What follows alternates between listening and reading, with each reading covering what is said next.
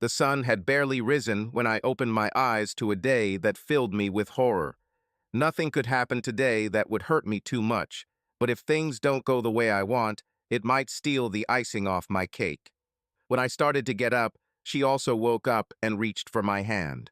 She placed it back on her very pregnant belly. "Let those bastards wait," she said, snuggling even closer to me. "It doesn't matter to me at all. They don't matter, the law doesn't matter, and society doesn't matter. Only our three are important. All that matters is you, me, and our child. So hold me a little longer, and then we will go and throw our pearls before the pigs." I shrugged, a gesture that was lost in the darkness, and pulled her closer to me. We made love. Later, after showering together, as we sat down to breakfast, she grabbed my hand. "Barry, we don't really have to go," she said thoughtfully. "What we have is enough. This is much more than I ever hoped for and 1,000 times better than what I had." I simply nodded. "But we still have to try," I said. "I'll bring the car." I must be the biggest bastard on the planet, I thought. I was really happy. I wouldn't trade my life for anything, regardless of its parameters. Let me explain what just happened, and you'll see what I mean. I am single, that is, divorced. I just woke up and had breakfast with the pregnant wife of the man who was once my best friend. He considered himself one up until the moment I left with her about 18 months ago. The child growing in her belly is, of course, mine. She wasn't pregnant when we left. I wasn't completely divorced then. Her husband, Jay, would probably take her back in a heartbeat, even now. I think it would have been good for him to have her around, even after we ran away together, since he is paraplegic and wheelchair-bound. He seemed to really love her and everything. He always told everyone how beautiful she was. I guess the fool thought they'd grow old together and all that. It's funny in a way. This is what made Aubrey and I so nervous. We're going to visit Jay today to accept our fate and clear things up. I guess it's a bit of a closure. Jay is the last person we need to meet.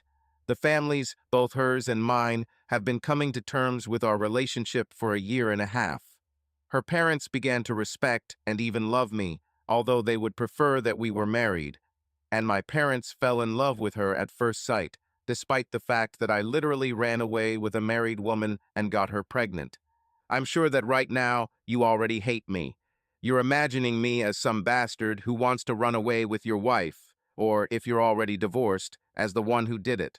In the back of your mind, you imagine emptying the entire magazine of your Glock into me after you catch me having sex with her in your bed. In your righteous anger, you call me every possible obscenity, don't you? And if this were the whole story, I would be at the same time with you. But before you send me to the final circle of hell, why don't you listen to my story? Why not walk a mile in my shoes before passing judgment? It won't hurt you and may open your eyes. I think I should start in the middle. My name is Barry Allen. A few years after our wedding, my wife Iris and I moved to a beautiful cul-de-sac. You've seen these before. The road leads to a dead end, and the houses are located in a circle. Ours was very beautiful. It was an average neighborhood, but very well maintained by people who clearly cared about their property. And since there were only 4 houses in the cul-de-sac, everyone knew each other. In fact, everyone came to see us the day we moved in to make sure we fit in. And from the very beginning, we fit in. 4 couples in a couple of years became more like extended family than just neighbors. Jay Garrick and his wife Aubrey were there, of course. Jay was the oldest of us. He was in his 40s, tall and a little plump, with thinning hair, but he was a real man. The word around the area was that Jay was a reformed womanizer who met and married the woman of his dreams after only knowing her for a few days. Jay always said that no matter how many women you've dated, it's always special when you meet one. There was Wallace West, whom we all called Wally, of course. Wally was short and a little plump. He also wore big, thick glasses and looked like the typical accountant that he was. Wally's wife, Deborah, was, and I think still is, a school teacher and a very good one. The last couple was Bart Allen, no relation, and his wife Christie. Bart and Christie both worked in sales. They apparently met at a conference. They are also the only ones in the area who had children at that time.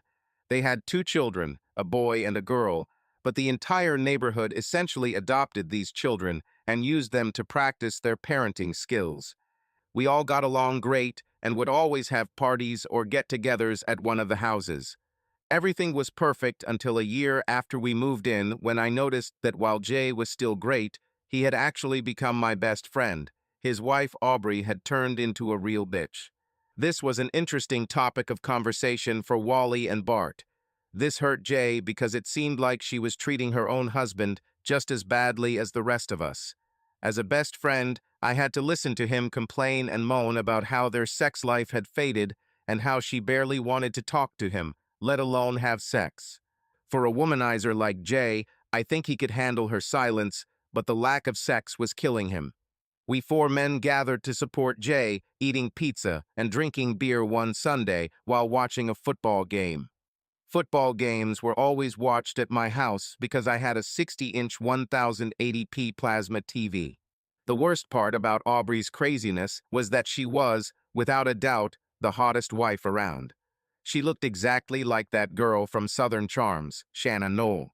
She had the same reddish hair that fell over her shoulders, generous but not excessive breasts that demanded attention against the backdrop of a thin waist, and such beautiful legs that seeing her in shorts or a skirt would be worth declaring a national holiday.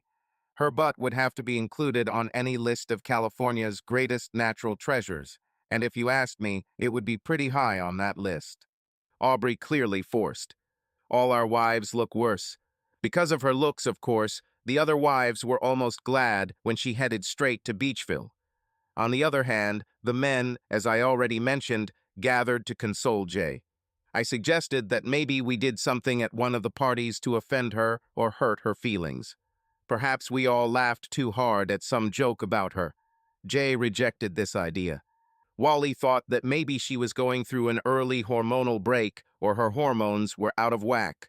We all looked at each other because we had no experience in this area, but damn, the women were mysterious even to the men who married them, so it was possible. Finally, Bart said what we were all really thinking. As hot as Aubrey was, she probably had sex on the side. Jay loved her even though she was a bitch, and his face just fell when Bart suggested that. We all vowed to help him through the crisis in any way possible. After the summit, Jay and I retired to my office. We went online and found a good private detective. We received weekly reports and videos. After 2 months of work, the detective quit. He said that as much as he loved taking Jay's money, he couldn't in good conscience continue.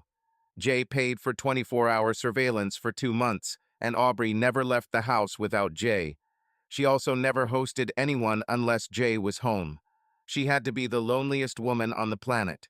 In the meantime, we looked into information about hormonal pause, and it turned out that Aubrey, at 27 years old, was too young for this.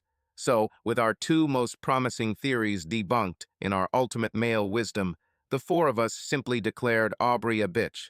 I'm sure Jay was mostly relieved to find out she wasn't cheating on him. Now I know what Jay should have done in the first place was just ask Aubrey what was wrong, but it never occurred to him, or any of us for that matter. Even though we spent a lot of time together, we all had our own individual interests and hobbies. Wally and Bart loved to bowl and were in the same league. Jay loved to play golf and also loved going to the races. I had my Mustang. I was always tuning it or cleaning it, but I also loved to run. At 26, I was 5'9" and weighed about 170 pounds. I'm in very good shape from running and working out. Working out is just a part of me. I took it for granted that not everyone does it. My wife, Iris, on the other hand, is almost my exact opposite. Iris is 5'1", and she lies about her height. She tries to convince everyone that she is 5'4". She does this because if she were 5'4", her BMI would be slightly above normal. She can accept the fact that she is overweight, but the term obese is offensive to her. Personally, I don't care. I fell in love with Iris when we were in college, and she was a little chubby back then. Of course, her size had its advantages. Iris had incredible breasts, and her ass was so big and round. No wonder Iris and I were always looking for secluded places to avoid charges of public indecency. If you had asked me before all this, I would have told you without a doubt that I prefer my slightly overweight but warm and caring wife to this icy beauty next door. At that time, I believed in only two things as immutable. The first is that my Mustang will outrun any car in the area, including Jay's Camaro. And second, that Iris loves me with all her heart. Although we met under questionable circumstances, I was confident that over the last 4 years of marriage and 2 years of friendship before that, we had proven to each other that we would always be together. In fact, Iris was the one who always said that only death could separate us, and then only until we were both gone. I believed her with all my heart and felt the same. But since I'm here telling you this story, obviously we were both wrong. It was a typical autumn Sunday when everything went to hell. Sundays are my long run day. That morning I told Iris that I was going to run 20 miles, which was my usual routine when training for a fall marathon. Unfortunately, I just didn't have 20 miles that day, so I decided to finish after 10. As I was walking back down our street and approaching my house, I saw Aubrey in her yard. I waved to her, and, as expected, she pretended not to see me. I was sure she saw and was just being a bitch as usual. I felt sorry for Jay and wondered again how a good man like Jay could end up with such an evil woman. I always tried to be as kind to her as possible, hoping that one day she would change and become the woman she was when we first moved here. I ran up to my house and noticed that I could see into my living room as I walked up onto the porch. Iris always told me to close the curtains, and apparently when I was checking the weather before my run, I forgot to close them. It wouldn't make any difference. They were so busy that they wouldn't have noticed me anyway. Iris and my best friend Jay, the good man that he was, were having sex. Bart stood nearby, waiting his turn. I found it hard to believe what I saw. Then I heard a poisonous voice behind me. "You're even worse than the rest. You get pleasure from watching them have sex with this prostitute," Aubrey said behind me. "What kind of pervert are you? Why don't you come in and join the rest of the perverts?" I turned to her, not knowing what to say. Obviously, words were not needed. "Oh my God," she said incredulously. "You didn't know, did you?" She grabbed my arm and tried to keep me from entering the house. "I'm so sorry, Barry," she said.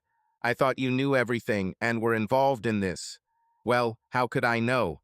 Bart is there, and so is Wally. I also know that Christie knows this because she and Bart love to switch partners. I just assumed that you, being this bastard's best friend and the husband of a woman of easy virtue, also knew about it. It makes sense when you think about it. I thought you were all switching partners." "I have to get out of here," I said. I couldn't think of anything else to say. Without a word, I headed towards my garage. I pulled out my key fob from my tracksuit pocket. As I pressed the button to open the garage door, I noticed that Aubrey kept pace with me. I remembered that I kept a spare set of car keys in the garage in a toolbox drawer. I took out the keys and started the car. The sound of the 8 pulsating pistons was drowned out by the beating of my heart. I needed to leave the house as quickly as possible so as not to kill someone. I just wanted to go. I didn't have a specific destination, I just had to go. I pulled the car out of the driveway with my eyes narrowed to slits with anger. The Mustang's engine was so loud that I almost didn't notice the side door of my house open as I drove by. The only thing I saw was Aubrey's long reddish hair flash as she raised her hands as if praying or pleading and looked at me through the window. She's been a bitch to everyone in the area for over a year now. But now it made sense. I pressed the button to unlock the door for her, and once she was in the car, we were off. When we left the driveway, I saw Iris come out of the house in a hastily put-on robe that was fluttering. She looked straight at me and realized that I had seen her. I shifted from reverse to forward and drove away. For the first few minutes, fortunately, neither Aubrey nor I said a word. She then diplomatically broke the silence. "If you don't slow down, the only place we're going is jail," she said. I eased off the gas, but still didn't say a word. "I'm so sorry, Barry," she said. "I really thought you knew." "You already said that," I said. "But I'm confused. If you knew this was happening, why didn't you tell me? I explained that too, she replied sharply. I thought you knew and were in on it. I guess you don't remember me very well from when we were friends, I said sharply, but I loved my wife. There's no way I'd ever share it with anyone. Too bad she doesn't think so, she chuckled. Then, realizing that her words could hurt me, she changed her tone and manner of speaking. Barry, I didn't mean for it to sound the way it did, she said. I remember you were a really nice guy. Maybe I should have remembered that and at least tried. But when I first found out about all this, I was just as shocked and hurt as you are now. I loved Jay with all my heart. I couldn't believe he could do this to me, especially after all the words and promises he gave me. Out of the corner of my eye, I saw that she was upset and on the verge of tears. My stomach started growling. I had run too far without eating. My legs were starting to go numb too. I pulled off the highway and started looking for a place to eat. I noticed the IHOP sign and headed there. I bought big breakfasts and coffee for both of us. We took them with us and went to the park that I had seen earlier. We sat down at a table overlooking the playground. Several small children hung on the swings or rode the slides, their carefree laughter filling the air. The sounds of their happiness and their attempts to impress their mothers created a joyful atmosphere. Only Aubrey and I remained indifferent to their joy. That's what I wanted, Aubrey said, nodding toward the mothers and their children. This is my dream. I have a house. All I need is a loving man and a child. I thought I had it all, she said. This is what I wanted when I was younger, I said. My timing was bad, and after meeting Iris, my priorities changed. She just looked at me, and for the first time in a year, I saw her smile. What sport did you participate in? She asked. Athletics, I said. I'm a long-distance runner now, but a few years ago in college, I ran 5KS and 10KS. You're still in very good shape, she said. That's one of the things I've always admired about you. You're still young enough to try. I have a life now, I said quietly, and I became too soft to devote my life to such hard training. Plus, there are certain household amenities that I simply cannot do without. There's also the practical side of things. Nobody even remembers American track and field athletes. While the Olympics are going on, we pay attention to athletics, but once the medals are handed out, we don't think about the sport until the next games in 4 years. And of course, there are steroids, I said. She laughed, but I didn't understand why. So here we are, two little sheep who gave up on our dreams and still ended up with the ones we thought loved us the most but turned out to be cheaters, she laughed. At least you can laugh, I said. This is the worst day of my damn life. Sorry, but this is a good day for me, she said. I know you feel bad, but I finally have a friend. I finally have someone I can talk to about this. For the last year or so, I've kept it all to myself. I literally had no one I could talk to. So that's why you became. I began. Bitch, she finished for me. Yes, that's why. But why didn't you divorce him or leave him? I asked. And do what or where? She asked. Wherever you want, I said. You are beautiful. You can do whatever you want in life. And you're still only, what, 27 years old. You can do whatever you want. Barry, she said quietly, not everyone is the same. I have already done what I set out to do, and apparently failed. Life is not all about looks, and not everyone wants the same thing. I don't have the same will as you. I have already told you. All I wanted was to be someone's wife and someone's mother. When I met Jay, I was 22 years old, a small-town waitress with limited opportunities. I knew that Jay was a womanizer. I met many such men who passed through our city. I didn't fall in love with their words because I knew what I wanted from life. I also knew what I didn't want. I didn't want to be another notch on some man's belt. I wanted a man who would be devoted to me and to us. I wanted someone who would love only me, and I wanted to build a life and family with this man. I thought Jay was him. I made him wait a long time and promised to marry me before anything started. We didn't have sex until our wedding night, and that was the first time I went all the way. My life started out so damn good. She stopped talking and started eating her bacon. I loved watching how her mouth moved and how carefully she took a bite. And then you moved, she said. At first, everything was fine. We all got along and everything went well. I told Jay it was time to have a baby or four. I started asking Christie about it, and she told me to be careful what you wish for because having a baby is life-changing. I walked away from that conversation thinking she was the most selfish bitch ever. I went home, and on the way I saw Jay entering your house. He looked around as if to make sure no one saw him, and then entered. I wondered what was going on. I thought maybe you were planning something again, so I quietly followed him. When I looked into your house, I saw your wife with him. Well, you understand. She shook her head, and I saw tears in the corners of her eyes. I tried to do it for Jay, but apparently I'm not very good at it, she said, and the things she allows him to do. Barry, I loved this man so much. There was nothing I wouldn't do for him, but he didn't even give me a chance. Some of the things they do are just disgusting. Did you know what she lets him do to her?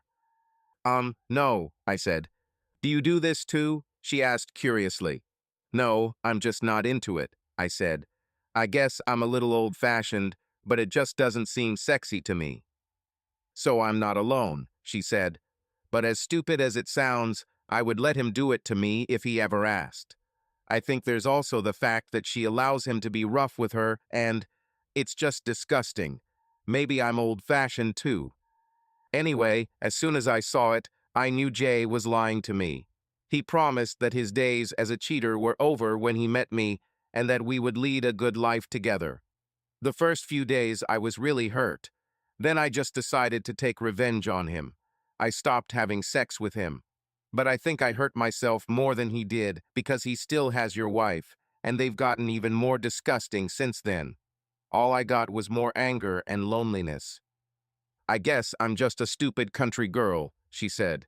Because when I looked into Jay's eyes, I truly believed that he loved me and that he was serious about all those promises. I truly believed that I was the only one for him. I squeezed her hand, which somehow intertwined its thin fingers with mine. I think we should start a club for simpletons, I said. My situation is strikingly similar to yours.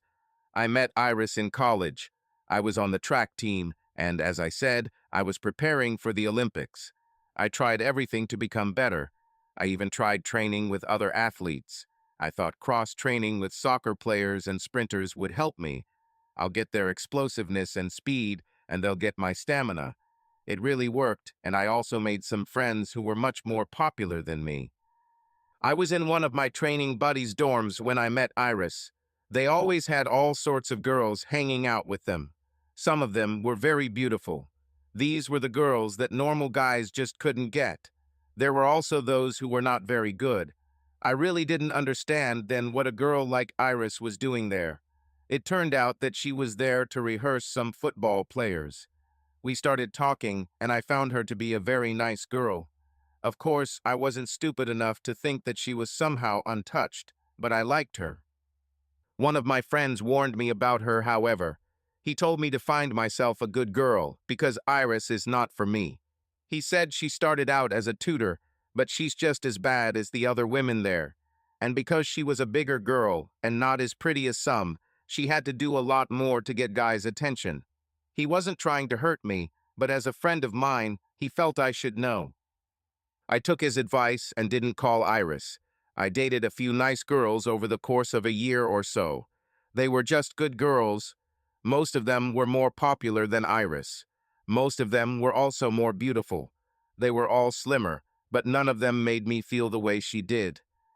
I ran into her again the year I was about to graduate. I studied in the library, and she worked there. She walked over to my desk and introduced herself again. I told her she didn't need to do that or remind me where we met because I remembered her very well. She seemed shocked by this.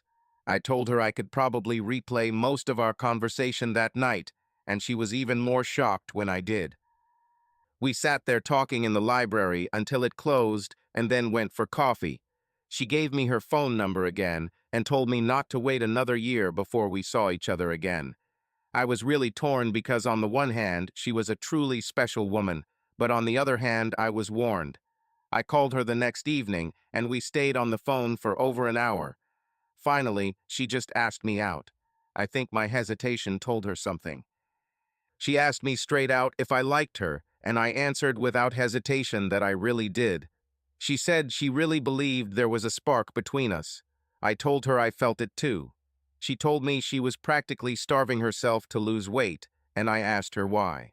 She said most of the guys she knew didn't want to date big girls, but if I gave her a chance, she'd lose weight because she really thought we had something. I started laughing, and she hung up. I called her back right away, and she hung up again. She turned off her phone, so I left her 20 messages. The next evening, I went to the library and sat right in front of her counter. I told her I wasn't leaving until we talked. She was really angry, and I could see that she was just hurt.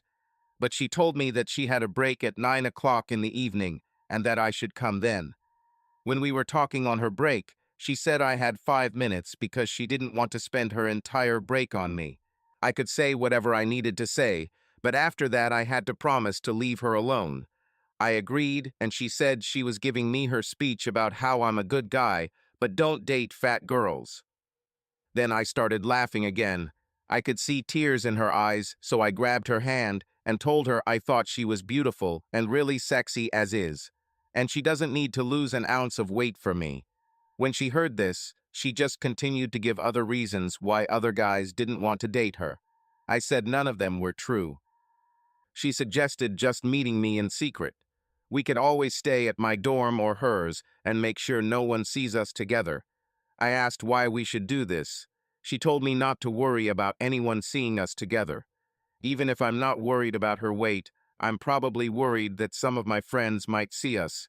I just shook my head. I finally told her what my friend warned me about. I explained to her that I was just looking for someone good who could be mine. I wasn't interested in anyone hanging out with the football team or anything like that. We had a long conversation, and she explained to me that she didn't really like it. The problem was that she was a healthy girl with a healthy sex drive, and she had to take what she could get. Most guys didn't like me. Her size was a big deterrent for them. A lot of people who liked her just had sex with her, took money from her, or used her in other ways, but a shitty sex life is better than no sex life.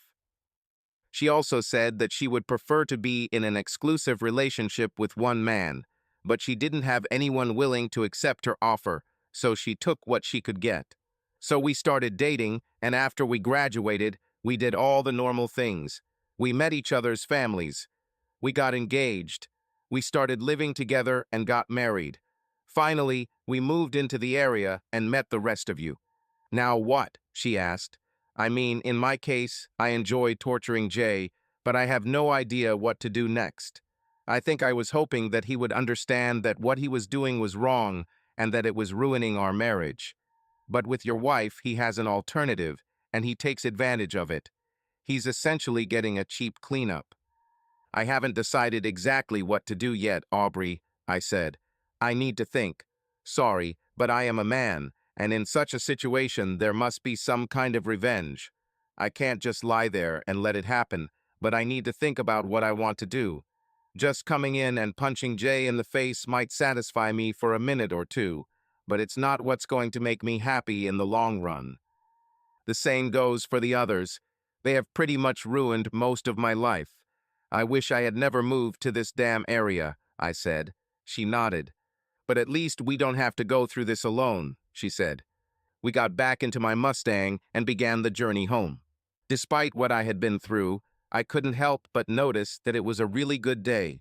The weather was sunny, with a light, cool autumn breeze.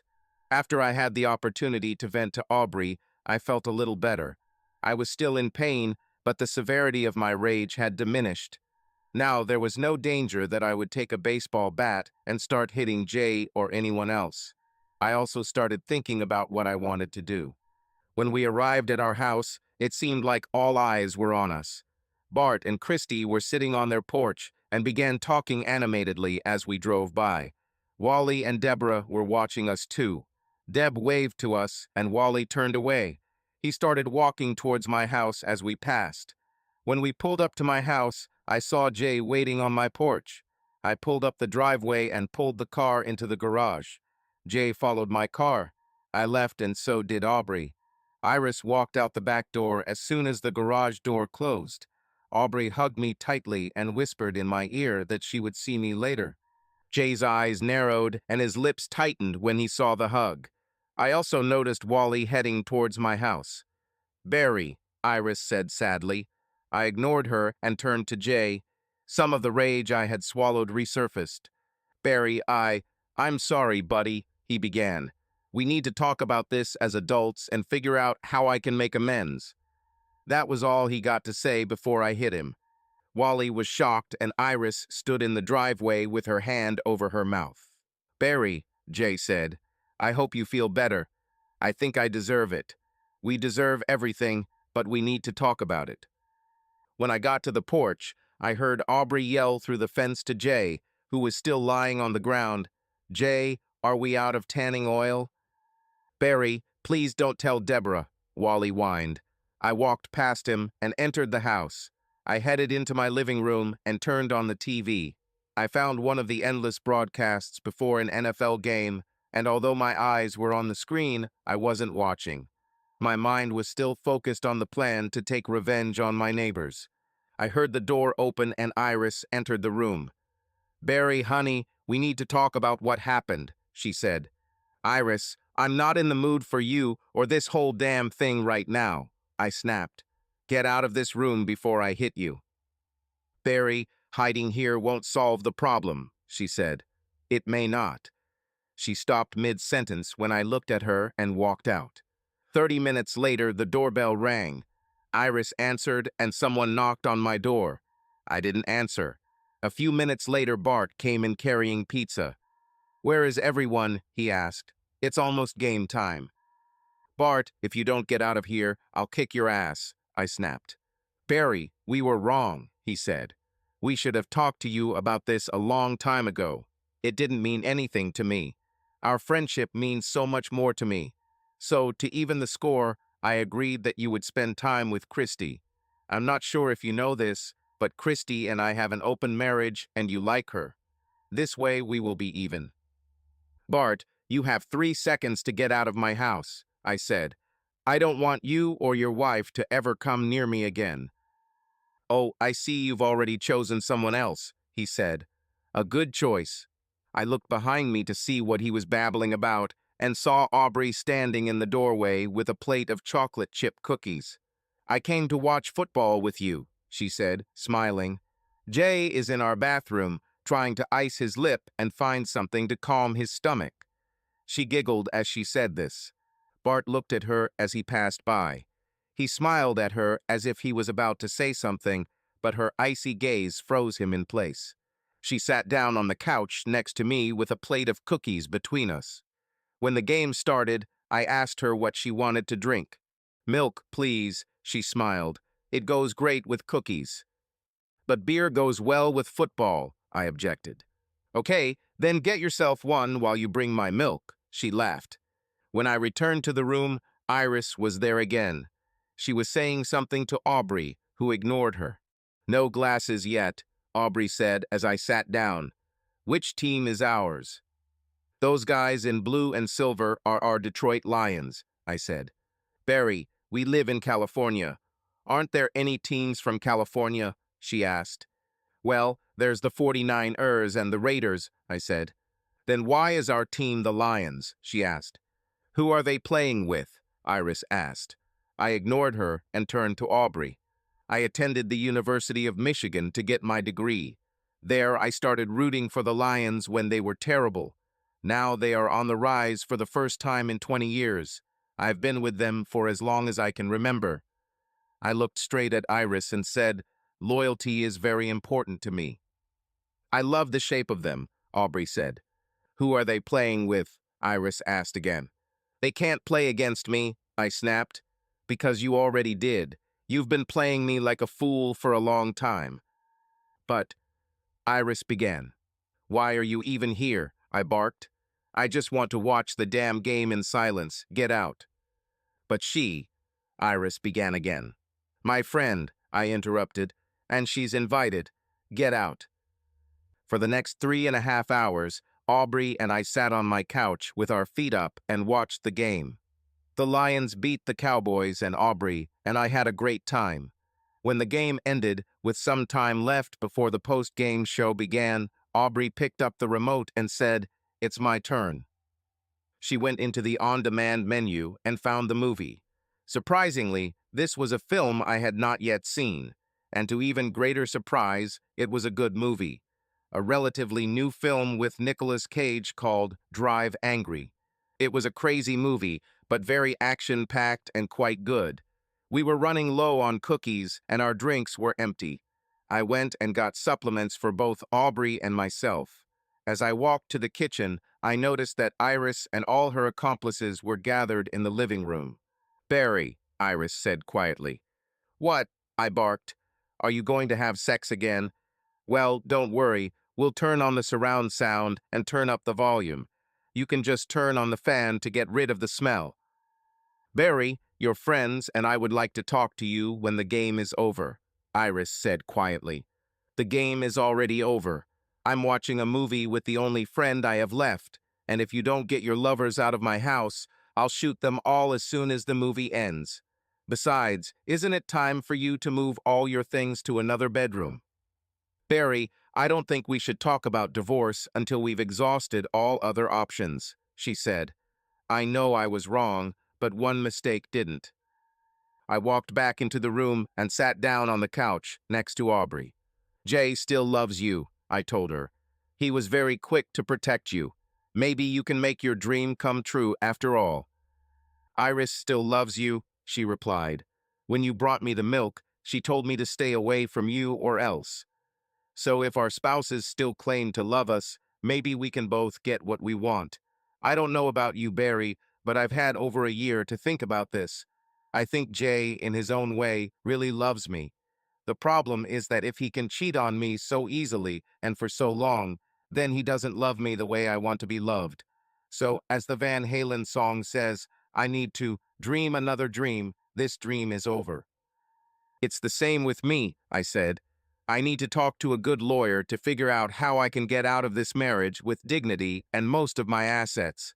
I usually believe in a 50-50 division of assets, but she destroyed our marriage single-handedly. There must be a punishment for this."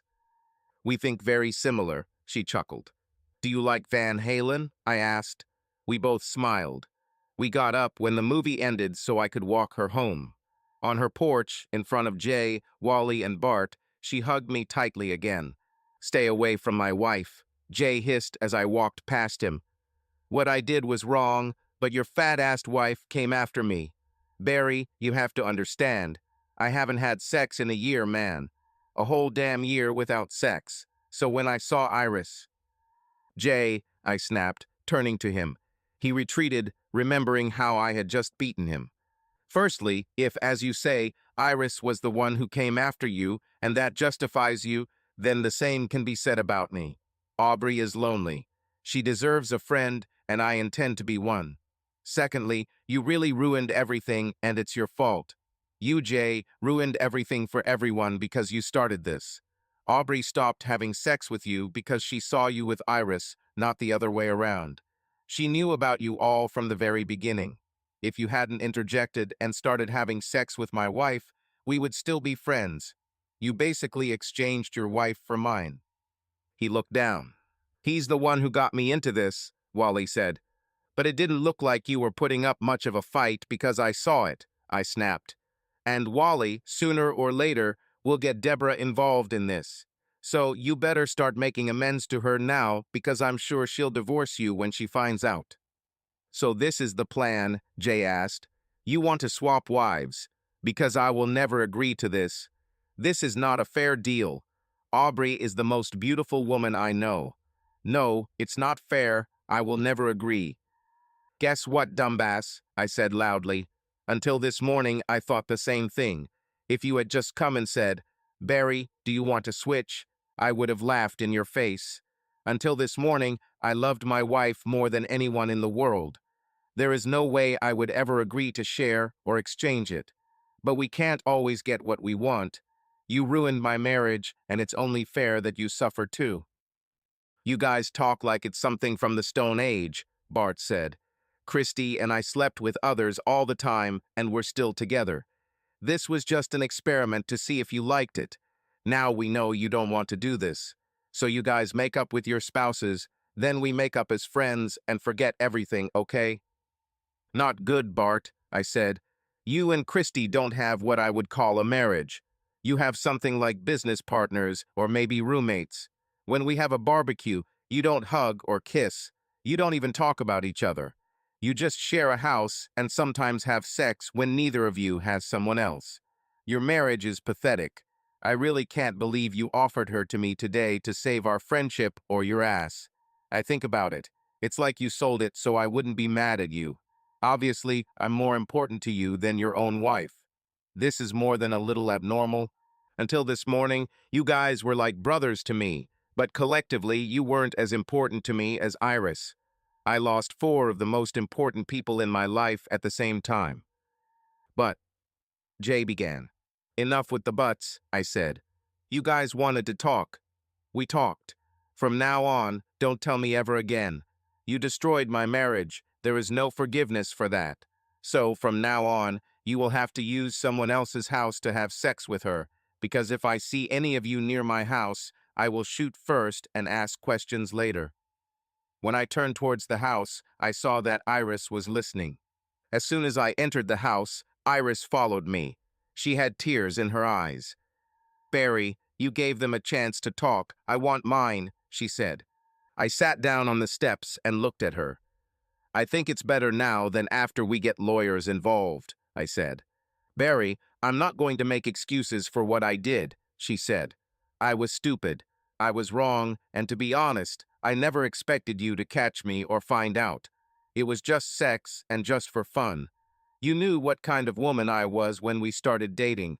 Maybe I embellished it a little to try to convince you otherwise, but you knew that I was a woman of easy virtue. I didn't start this way, but that's how the circumstances turned out. We have been together for 6 years and married for 4 years. This is the first time I've done something like this. Don't I deserve another chance? I promise you that this will never happen again. Barry, you've always had the freedom to choose who you want and go after them. For most of my life, I have always been a chubby girl. I had to open up to be noticed, and even then I wasn't noticed the way I wanted. So yes, when you met me and your friend warned you about me, he was telling the truth. I would hang out at the football players' dorms, and a lot of these guys would just have sex with me whenever they felt like it. Most of them could then go out and act like gentlemen with the women they really wanted. Or if they came home after going out and didn't get anything, I was there. Sometimes I was there for 2 or 3 of them at the same time. This was not what I wanted. No girl I know ever grows up dreaming of being a prostitute. Men make us like this. We all start out dreaming of a fairy tale, but most of us don't achieve it. Even doing what I did, I was still special. I was still a good girl in my head. Then you came along and made me want to be a really good girl again. Barry, you made me stop all this. You are everything I have ever dreamed of and more. You always made me feel special. I always knew how much you loved me, and you continue to confirm it. Your words about how you would never trade me for Aubrey or anyone else made me realize again how much you truly love me and how much I have to lose. For a while, before we moved here, it was just you and me against the world. There was no one I could regularly compare myself to. And then we moved here and became part of the area. There are only 4 couples here, and again I was the fattest. When we had barbecues or parties, no matter what I wore or how hard I tried to look my best, I was always the most unattractive. And I wanted people to pay attention to me too. Jay is a real liar and womanizer. He started flirting with me a long time ago. All he really wanted was to get to my breasts. So I started playing this game. I started flirting back and letting him glance at them. I know I shouldn't have done this, but damn it, Barry, I'm human too. I want to be wanted too. After all, he came one day when you were not at home. He probably got me a little more drunk than I should have been allowed, but we ended up having sex. A few days after that, Aubrey stopped talking to me and him too. Wally and Bart kind of got into it, and they all started using me to try things they'd heard about but never done. For me, it was like going back to my student days. Only this time I had the best of both worlds. On the one hand, I had you who loved me, praised me, and made me feel loved and cared for. On the other hand, it was as if I didn't have to give up what I was getting in college. Until this started, I thought I couldn't have it both ways. And when I thought I couldn't have it both ways, I chose you. Always remember this, Barry, I chose you. But the last year has taught me that, as Bart and Christie say, there's no reason I can't have it both ways. Until this morning, you loved me and thought I was special. The way you look at me now hurts me more than anything. You look at me like I'm a piece of shit. I didn't do anything today that I haven't done in a long time. The only thing that has changed is the way you think about me now, and it hurts. I'd really like you to think about this. I will always put you first, but I like it when they want me. But again, our marriage will always come first. However, this is something I would like to explore. Maybe you'll even join. But Barry, if you say no, I'll stop this immediately. I don't want a divorce. I want us to be together forever. I want us to grow old and visit our grandchildren and do all these stupid things. I don't care what you want, Iris, I said. I can barely look at you now. I want to hit you as you stand here. I don't even see you as a woman, let alone my wife. But to answer your question, do what you want. Our marriage cannot be saved. I'm not giving you permission to do this, but you're a grown woman. You don't need my permission. However, I will never have sex with you again. Barry, that's not what you mean, she said. I will stop, I swear. I'll make an appointment with a marriage counselor. Please, Barry, give me another chance. It was brilliant. This whole counseling thing would have given me time to put my plan into action. Okay, I said. Maybe counseling will help us. I'll start moving back into our room, she smiled. No, I said more harshly than I intended. Maybe if we get through this, but not until then. Barry, this could take weeks, maybe even months, she whined. So what? I snapped. It may also not work at all. I don't make any promises. We can still get divorced, but you brought us to this point. You had a choice between being the wife I loved and adored, or just being some fat woman of easy virtue.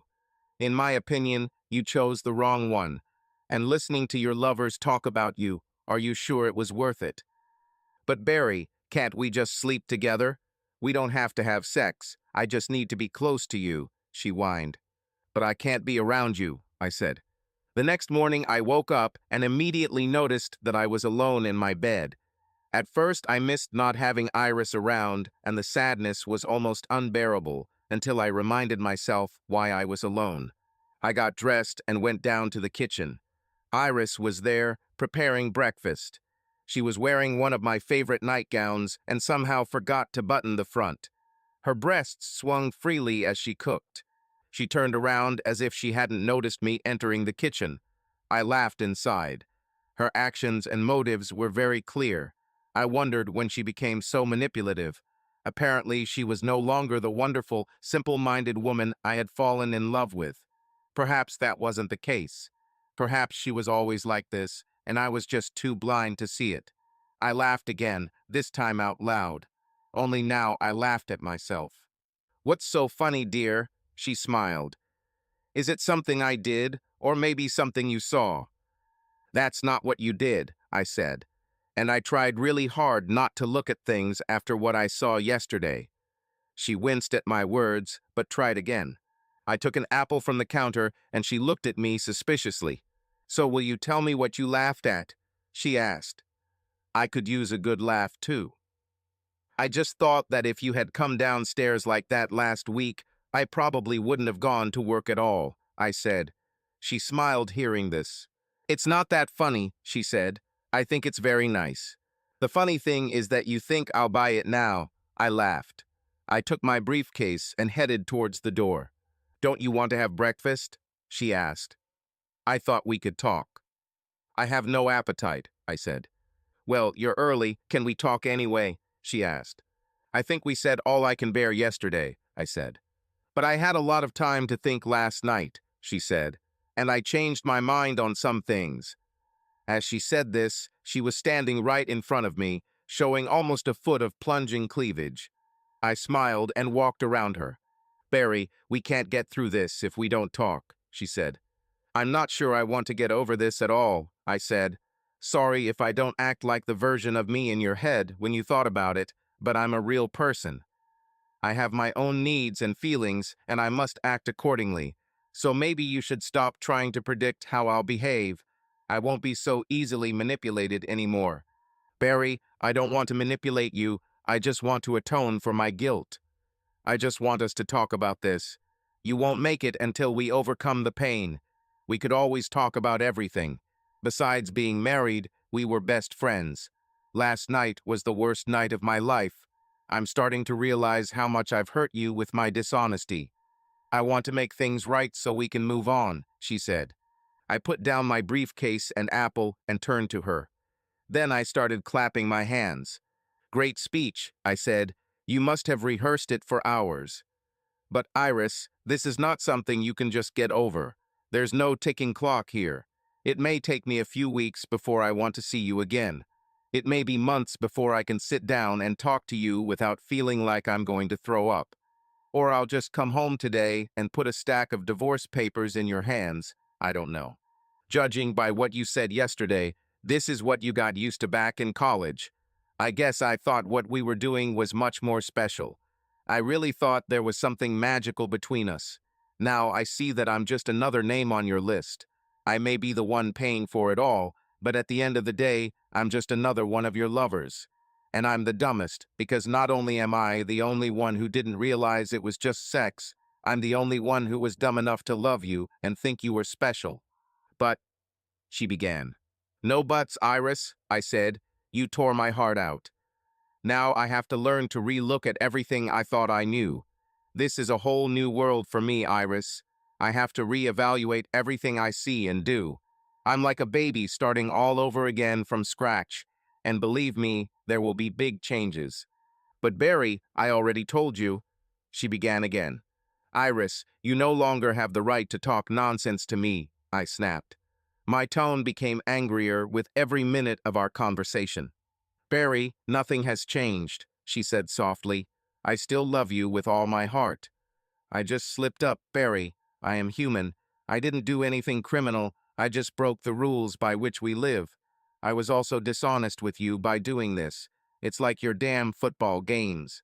One team violates the rules of the game and therefore receives a fine.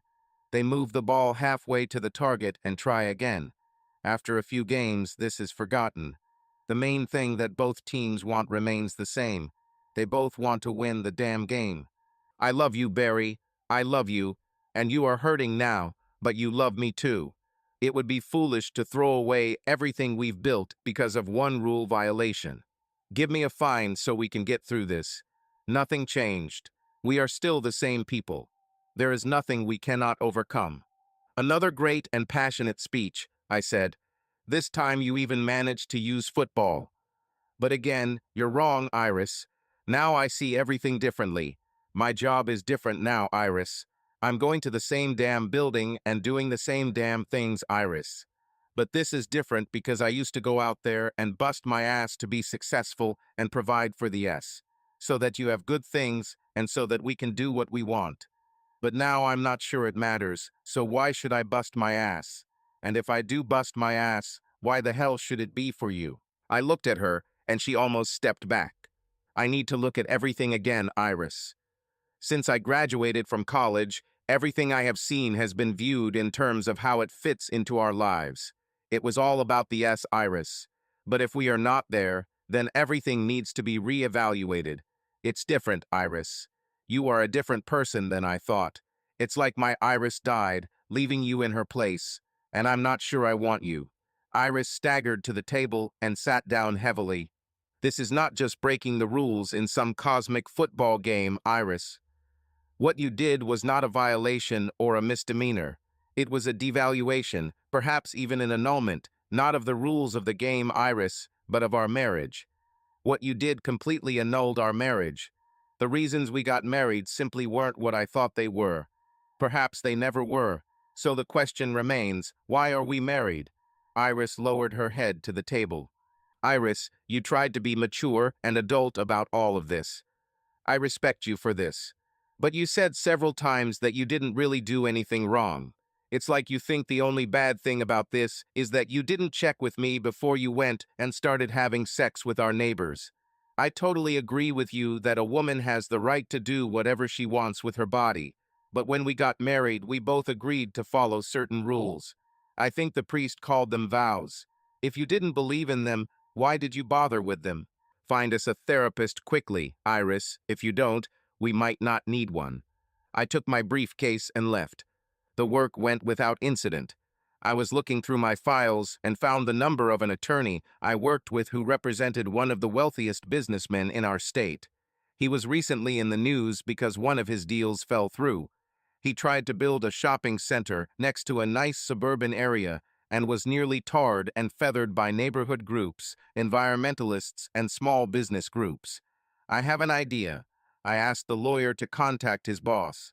I didn't tell him what it was about, but I hoped his boss remembered me well enough to agree to the meeting. I also made an appointment with the best divorce lawyer I could find. This guy was like napalm, judging by his reputation. It spread throughout the entire divorce and burned everything it touched. A few hours later, I finished work for the day. For the first time in my memory, I didn't want to go home. What's left for me? I was thinking about going to a bar with the guys from work, but decided to put it off for at least one day. I will need to start developing new friendships, but I can start that tomorrow. I parked in the driveway and turned off the Mustang's ignition. I entered the house as quietly as I could. I put my briefcase down and sat down on the sofa in the living room. I exhaled all the air I was holding and tried to release all the tension with it. I closed my eyes and focused on just relaxing. I think I almost dozed off. Then I felt a pair of soft hands start massaging my shoulders. It was divine. "Get your damn hands off me," I said in the coldest voice I could muster. I abruptly stood up from the sofa and looked at the suffering written on Iris's face. "I was just trying to make you feel better," she said, gathering her courage. "You look like you had a hard day at work." "Iris, my day at work was normal. This homecoming created all the tension," I said. She lowered her eyes. "When do you want to have dinner?" she asked. "I'm not sure if you want to wait until you've run or if you want something before then." "Iris, just do or cook what you like when you want it," I said. "Isn't that how you looked at our marriage?" I went upstairs and changed into light sweatpants and a light hoodie. I put on my favorite Asics sneakers and headed outside. Iris watched me as I left the house. "Be careful," she said quietly. I pretended I didn't hear her. As soon as I stepped out onto the porch, Aubrey appeared. She smiled at me and came over. "Your run today is going to be terrible," she said. "I know," I said. "Usually my runs on Mondays are just to get the blood in my legs again after a long run on Sunday. On Mondays, I'm usually stiff, so I run slowly and leisurely." "That's not what I'm talking about," she said, still smiling. "You will run even slower than usual and perhaps even walk." I looked at her funny because I was kind of an exercise snob. I always waved to other runners along the way, but barely noticed the walkers. The thought of walking on my own seemed absurd, but she looked at me and smiled, and her smile seemed to take away some of the anger I was holding inside. "Okay, why would I do this?" I asked. "Because I'm coming with you," she said. "Let's go." And so we started running. I noticed Jay wince in his doorway as we ran, and I also noticed that all the eyes on the street were on us again as we slowly, God, so slowly, ran down the street. I was sure that if we had run any slower, we would have gone backwards, but I stuck it out.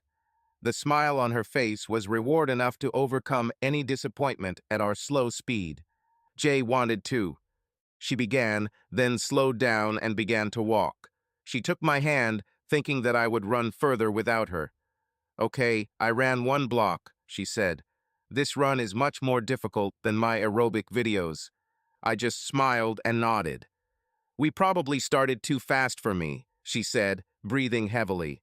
Deep down, I felt fear. It was a deep, piercing fear. It's impossible for me to run even slower without falling asleep. Jay wanted to try talking to you again today, she said.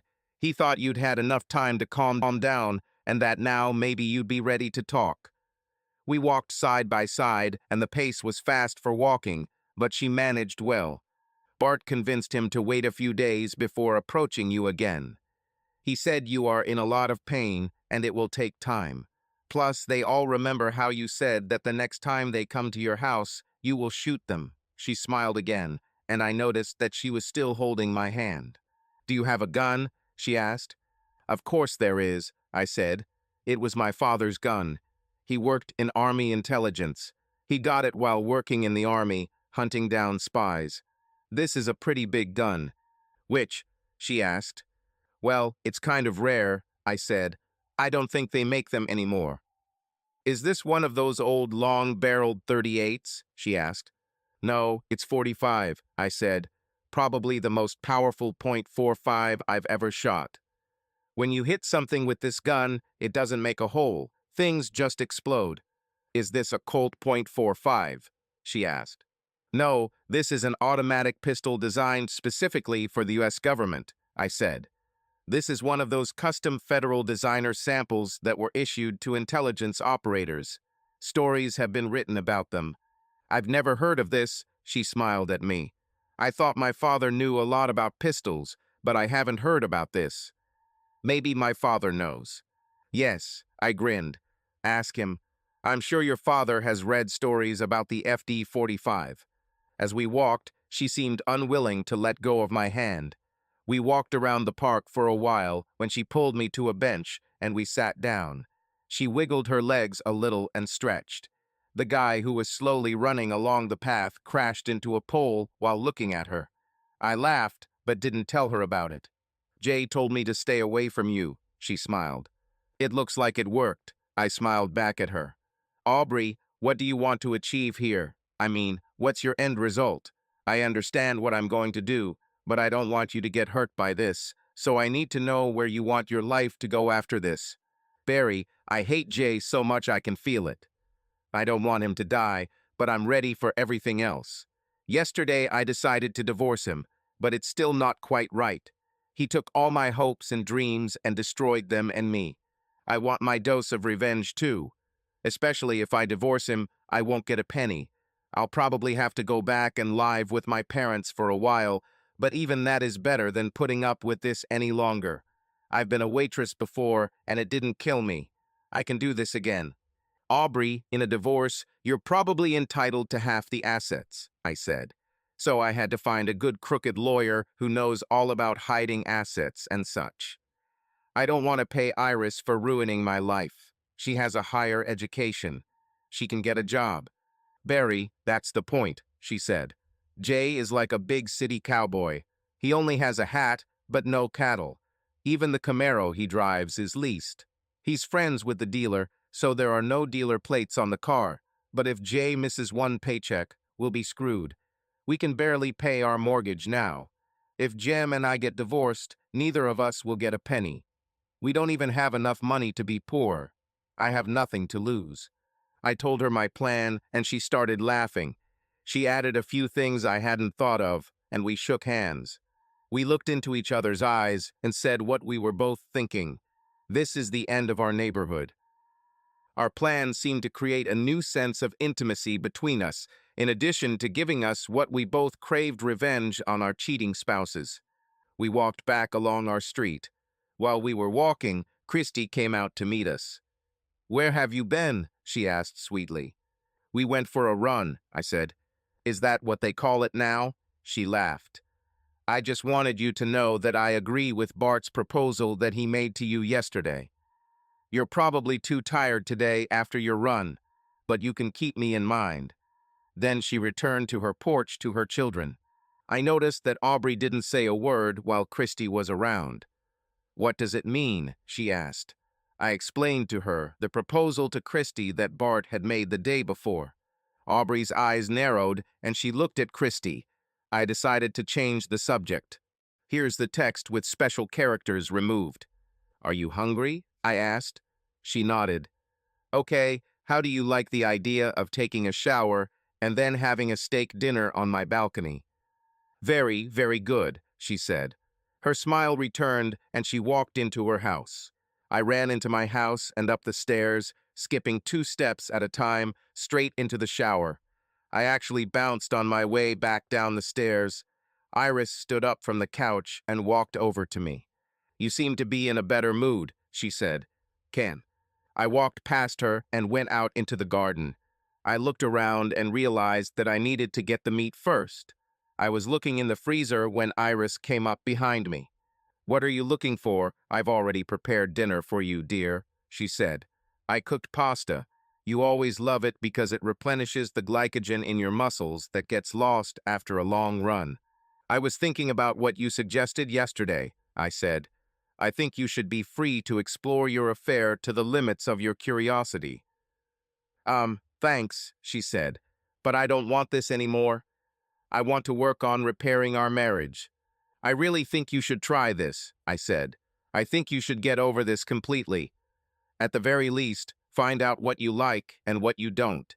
Try a few different things, who knows, it might come in handy.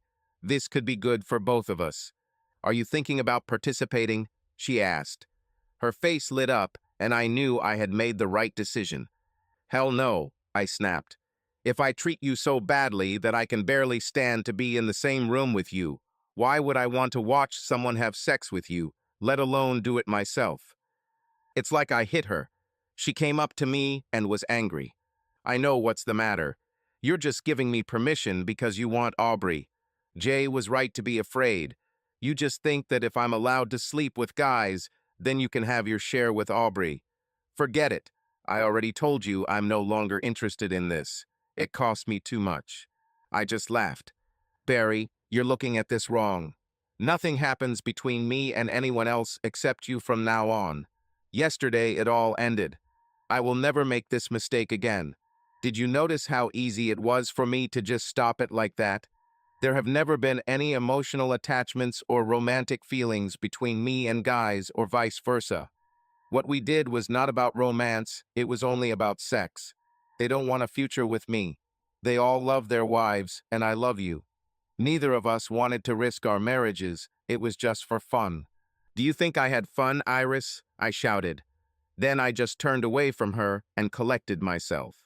Why are you taking out 2 steaks? She asked. Do you want me to have dinner with you? One for Aubrey, I said. Jay was right, she hissed. I don't want you to spend time with her. You two don't know how to do it right. You are too emotional. You'll end up falling in love with each other or something. She's not even your type. What do you mean she's not my type? I asked. I don't have a type. I'm your type, she said. So my type is a lying, deceptive woman of easy virtue. I asked. Okay, you're right, she's not like that. What I meant was that she's not built the way you like women, she said. Iris, you're dumber than I thought, I said. I don't like someone for their appearance. I loved you for the person I thought you were. I loved our conversations, our shared values, and 1,000 other things about you that were just beautiful. I wouldn't care if you weigh 80 pounds or 800 pounds. I fell in love with a man I thought I knew. It's like algebra, Iris. I loved you. You have big breasts. That's why I love big breasts. I didn't just go out and decide I only liked big women. It would be stupid. I just admired and learned to appreciate all the things you had because I loved you. I could just as easily fall in love with someone with a slim, sexy body as I could with someone with a larger body. Barry, why do you keep talking in the past tense? She asked. Iris, a big part of me died yesterday. I told you this morning that it all started again. Now, when I look at you, all I see is you cheating on me. I'm not sure I can handle this. But you have to, she cried. Why? I asked. Life will go on whether we are together or not. I'm not trying to be tough or cruel, Iris, but sometimes you can hurt someone so badly that they simply cannot recover. Look at Aubrey. Look what you and the boys did to her. When we first moved here, she was one of the nicest people we knew. Look how she acted for a whole damn year because of how much fun you all had. Can you imagine how she suffered all this time, hoping Jay would stop? In the end, she just fell out of love with Jay.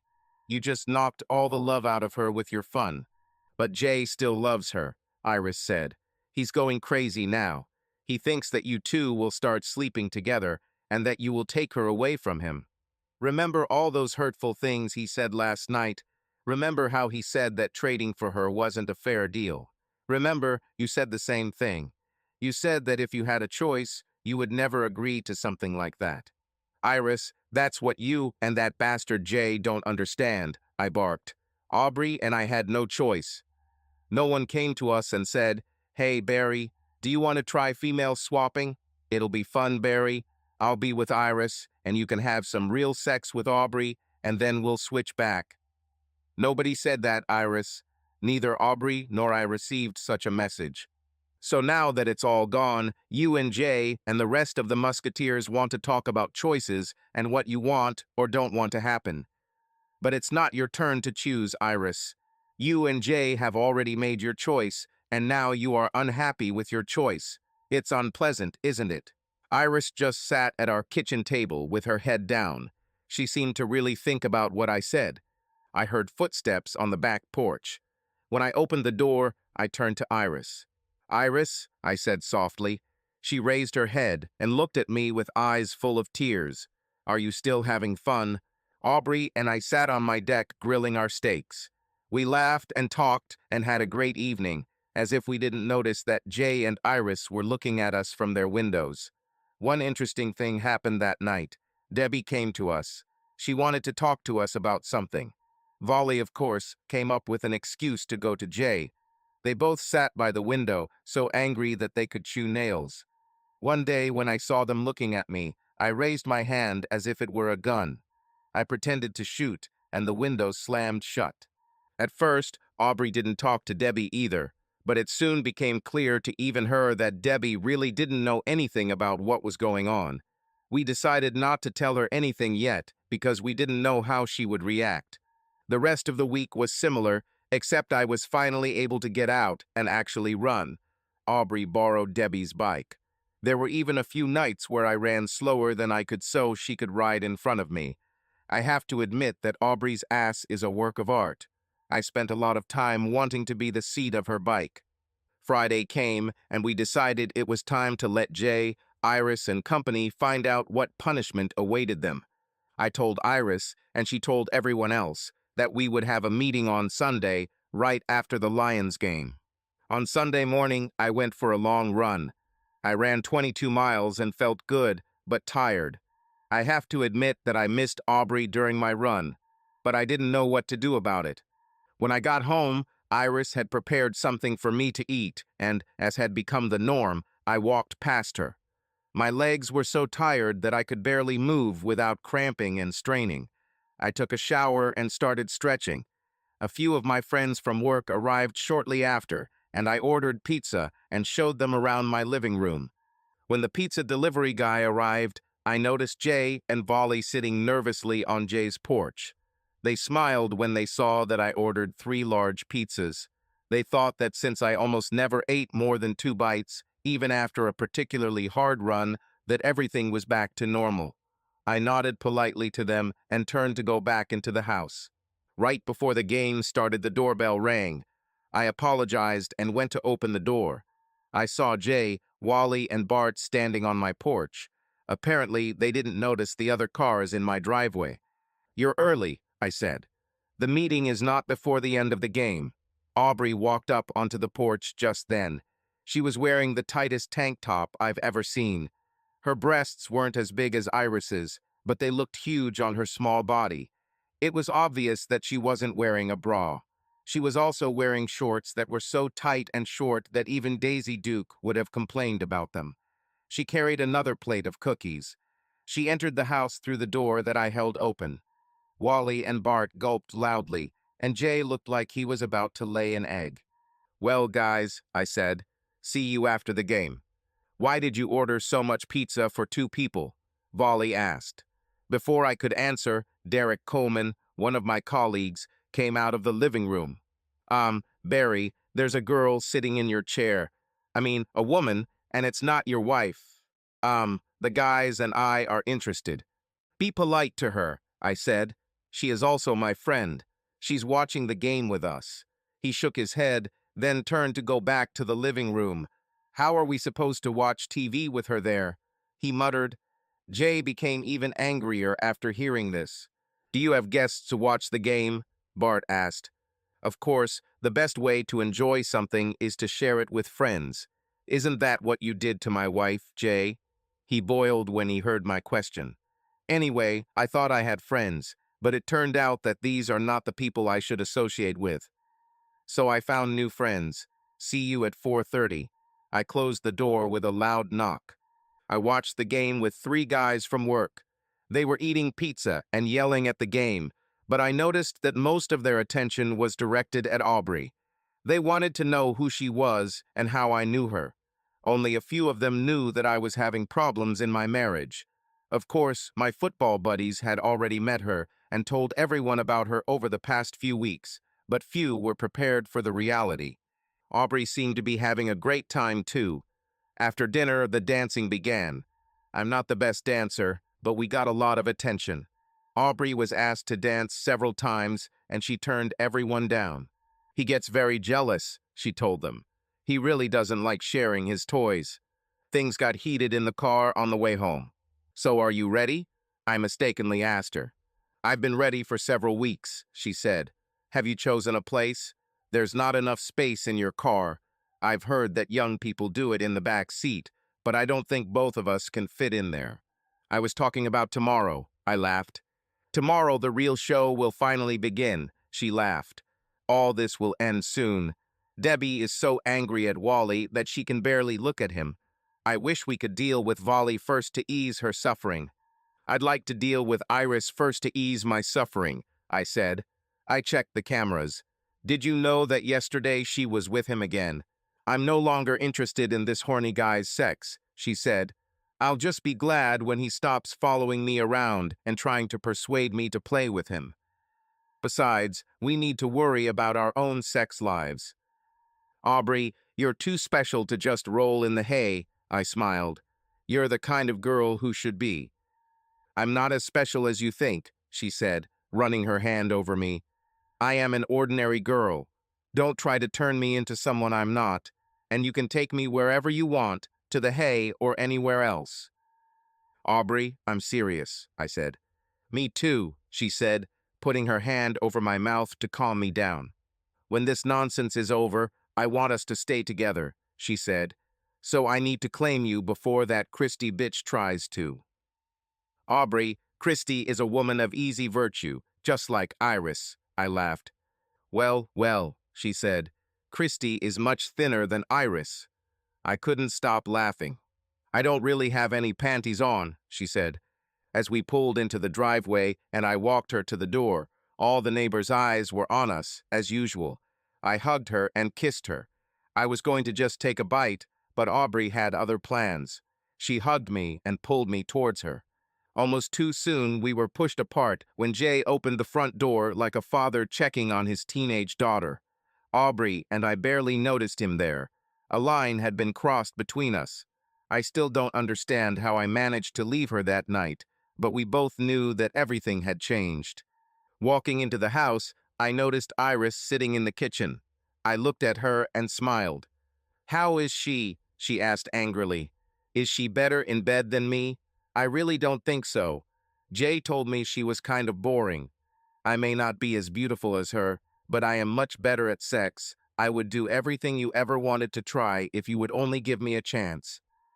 If she's so terrible in bed, why is Jay so desperate to get her back? I asked. He loves her, Iris snapped. He can't forget her, just like I can't forget you. If he loves her so much, and you love me, then why were you with him yesterday? I asked. She looked scared. We have cameras in both houses, I said. This will all end soon.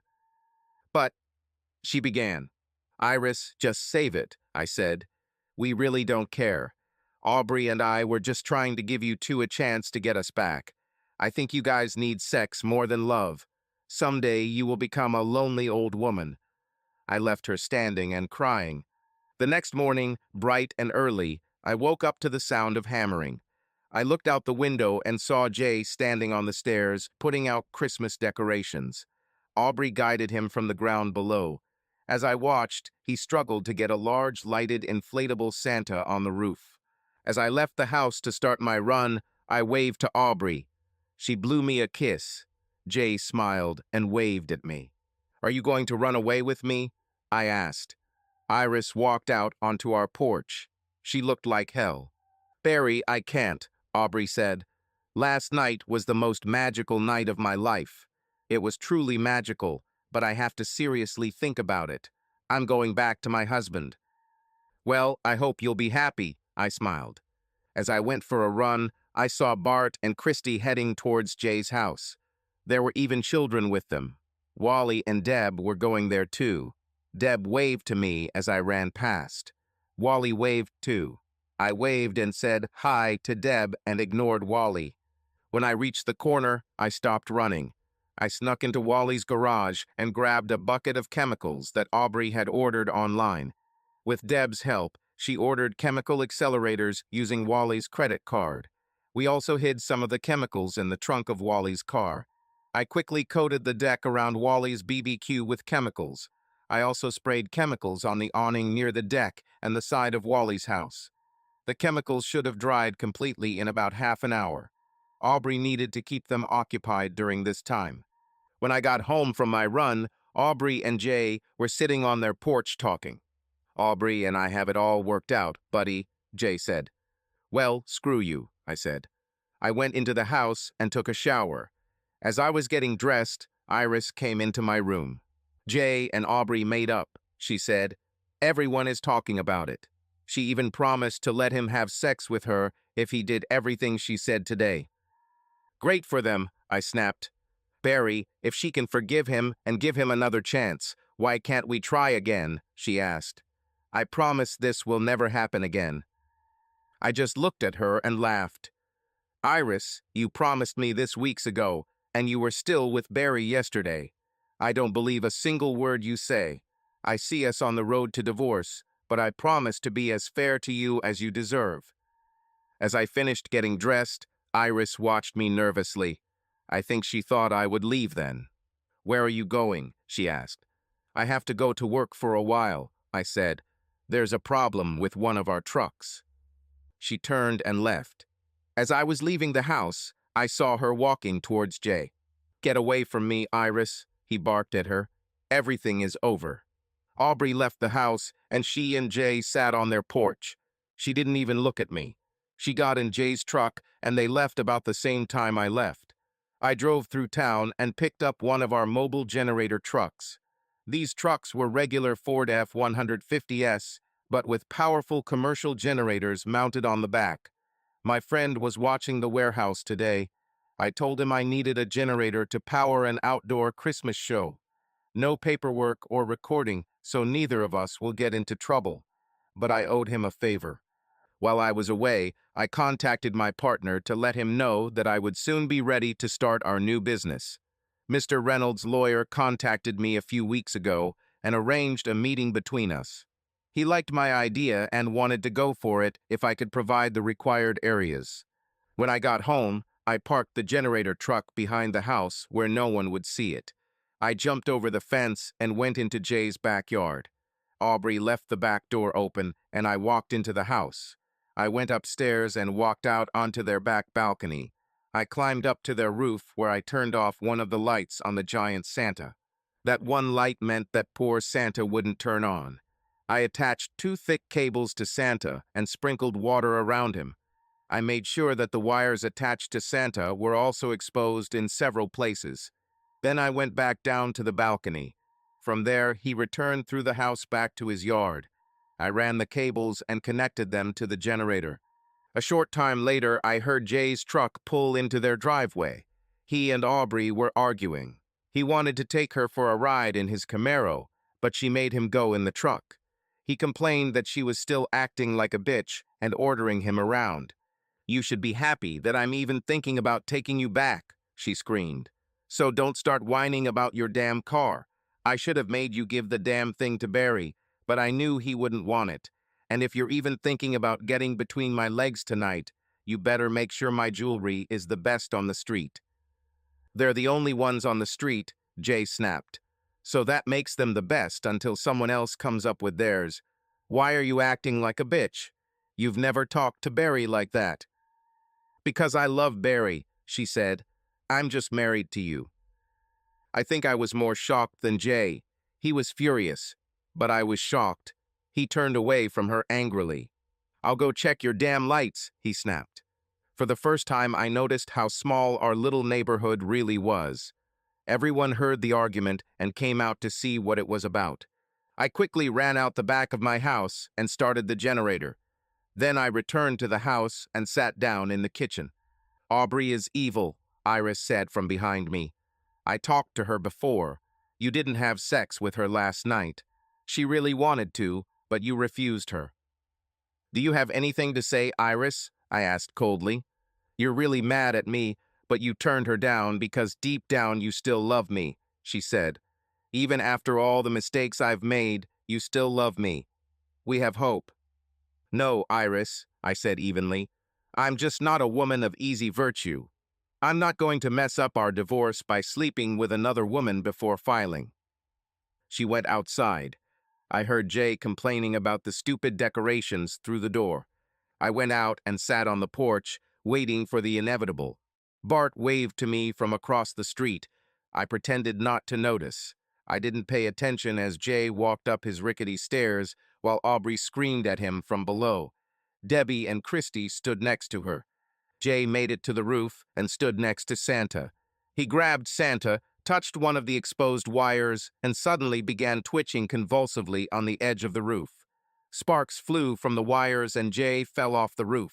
He didn't even scream.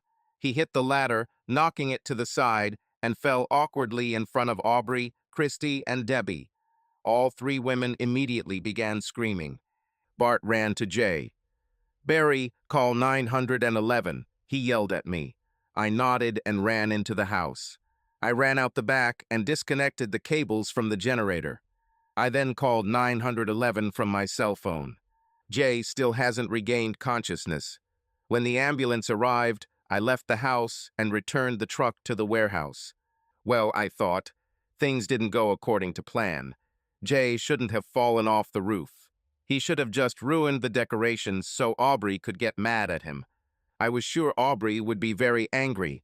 Oh well, that part of the plan was hers. She really hated Jay.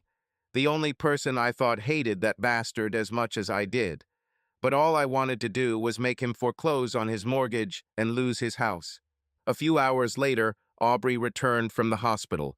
She came straight to me. "Jay has serious electrical burns and a broken back," she said. "Not exactly what we planned, but I'll accept it." "One ready, three left," she smiled. Then I decided never to anger this woman. However, there was something I wanted to know. "Aubrey, can I ask you something?" I said quietly.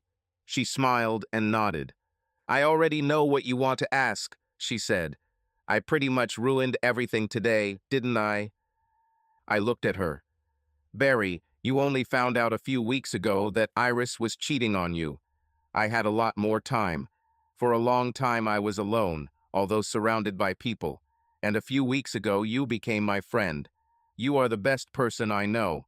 You are exactly what I always hoped Jay would be. So yeah, I'm sorry I almost ruined our plan. But I don't know how to hide or be cunning. When I feel something, it comes out and I tell the truth. And I don't care who heard it or who knows it. So you'll have to get used to hearing it. I love you."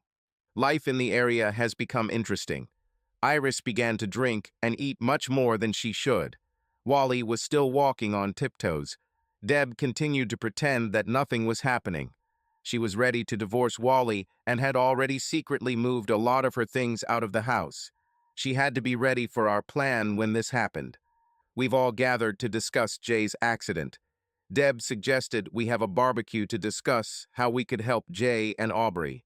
This was the norm for us because Wally loved barbecue.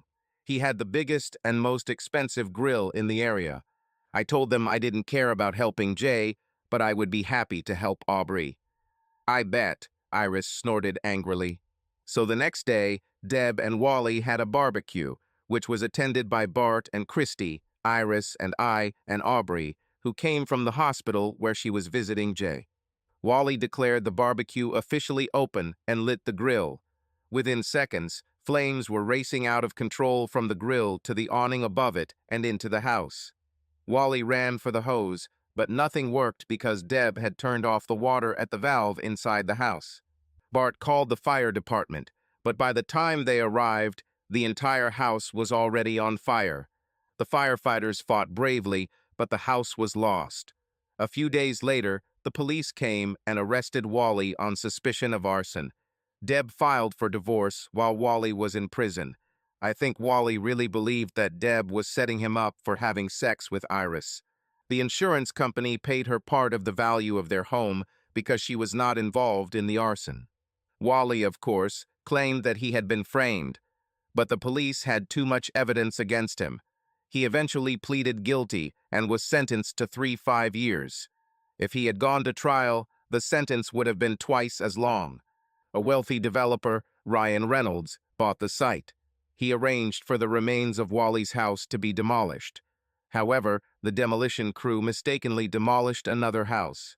When Bart and Christie and their children arrived home, their house had been demolished. The team was already starting to load garbage into several large dump trucks when Bart arrived. He was furious. Aubrey allowed them to stay with her for a few days until they decided what to do. They had terrible luck. Wally was their accountant. Somehow their insurance policy expired while they were trying to get a new one. Ryan Reynolds has come to the rescue again. He agreed to pay Bart and Christie the appraised value of their property. Unfortunately, the real estate market was down, so they received much less than they invested in the property. Every day when Aubrey returned from the hospital, she told me that Jay wanted to see me. Finally, about 3 weeks after the accident, I agreed to go. He looked terrible. He had lost a lot of weight and could barely move his arms. "Hey, buddy," he said. "Thanks for coming." He looked at Aubrey. "Honey, could you leave us for a moment?" "I already told you not to call me anything other than my name is Jay," she said. She smiled as she said this. She smiled in a way that only someone who truly hates you can when you're downstairs. "My name is Aubrey. Don't call me anything else." She smiled at me as she closed the door. "She's definitely going to leave me," Jay said sadly. "This is entirely your fault, Jay," I snapped. "What do you want?" "Well, everyone else in the area came to see me except you," he began. "I really missed you and I kind of needed a favor. It's times like these that you realize who you can really count on." I just looked at him and started tapping my foot. "Barry, I have a problem," he began. "I'm a little behind on my mortgage payments." "Damn, Jay, you're on time everywhere," I grinned. He sighed and tried to continue. "Yesterday, we received a notification that the bank wants to seize the house. I either have to pay the full amount or I'll end up on the street." "Why don't you sell the Camaro?" I asked. "It's on lease," he said sadly. "They already took it when I missed the last payment." I looked at him and laughed. Then suddenly I noticed that his legs weren't moving at all. "Jay, what's wrong with your legs?" I asked. "Barry, when I broke my back, I lost the use of my legs. My arm strength and control is improving, but they say I will never walk again. I have no sensitivity below the waist. The most I can hope for is that I can sit up on my own. Most likely, I will be in a wheelchair. I will be on permanent total disability when I am discharged from the hospital. But it still won't save my house, and it won't save my marriage either." "I'll try to do something for you," I said. I felt like crap. I wanted revenge for what happened and ruined my marriage, but how much did it take to be enough? I burned down Wally's house. He was in prison. What Wally regretted most was not being in prison and losing his career. It's not like he lost his house and got a criminal record. It was Deb's loss. Bart and Christie's marriage was so damaged that they regularly had sex with other people. They still lost their home, and rumor has it that the place they were hoping to move to wasn't that nice. According to Iris, things weren't going very well for them either. She was sure that divorce was in their future. My best friend Jay has lost the ability to walk and will soon be homeless. Aubrey and I allowed our anger and pain to turn us into monsters. And the worst part was that the person I should have felt the most anger towards had still not been punished. Iris was the person who truly betrayed me, and she still walked freely. It was she who swore to be faithful to me, but nothing with her, it's not happened. The problem was that when I looked at Jay, all my anger just melted away. I didn't want to hurt anyone anymore. I just wanted to move on with my life and find peace. I had no idea how to cope with my new feelings when I left Jay's hospital room. Before I could take 2 steps from the door, Aubrey was next to me. "What happened, dear?" she asked. "What do you mean?" I asked. "Barry, I can feel it when you're upset," she said sincerely. "You're really suffering right now." "What about Jay's suffering?" I asked. "Jay, what?" she asked. She smiled as she said this. I was about to say something, but she smiled and let me know that she understood. "Maybe, and I'm just saying, maybe we went a little overboard with our revenge on Jay," she said. "But it's really hard to feel sympathy for a person who fills your head with lie after lie. He was my first man, took me away from my family, and made many promises, but did not fulfill any of them." Her face was very sad. "Maybe I went overboard, but you don't know what it's like to have someone complain about everything you do. He never cared that I was unhappy. All I ever heard was, 'You're not coping well.' We were unhappy before it happened. Barry, I watched how you treated Iris. You treated her like she was the most important thing in the world. And whether you know it or not, she took advantage of you. She was always telling other women how you did everything she said. You looked more like her damned butler than her husband." I thought about it and realized that maybe she was right. So I didn't like the bitch anymore, and I started to resent Jay. So when I saw them together, it just turned into hatred. There were times when I lay awake in bed, dreaming of torturing them. "And now we're so close to hurting them the same way they hurt us," she said.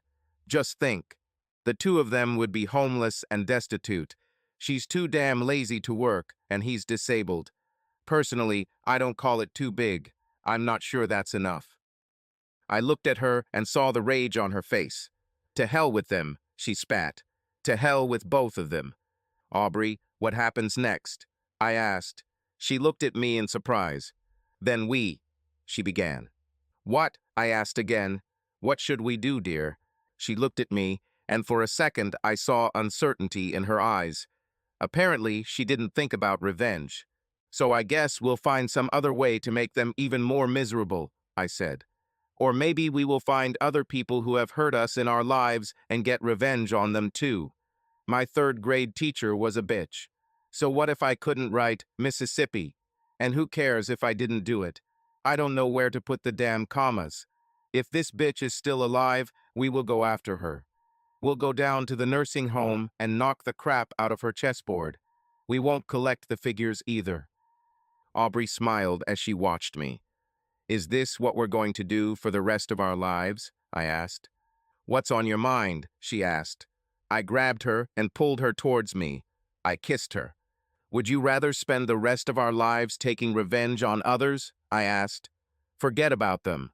Let's leave the past behind and move on. We'll just deal with the outstanding issues and move on with our lives.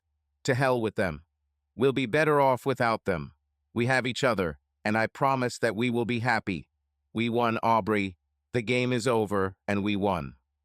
"I really don't care what we do," she said. "As long as we do it, I'm happy.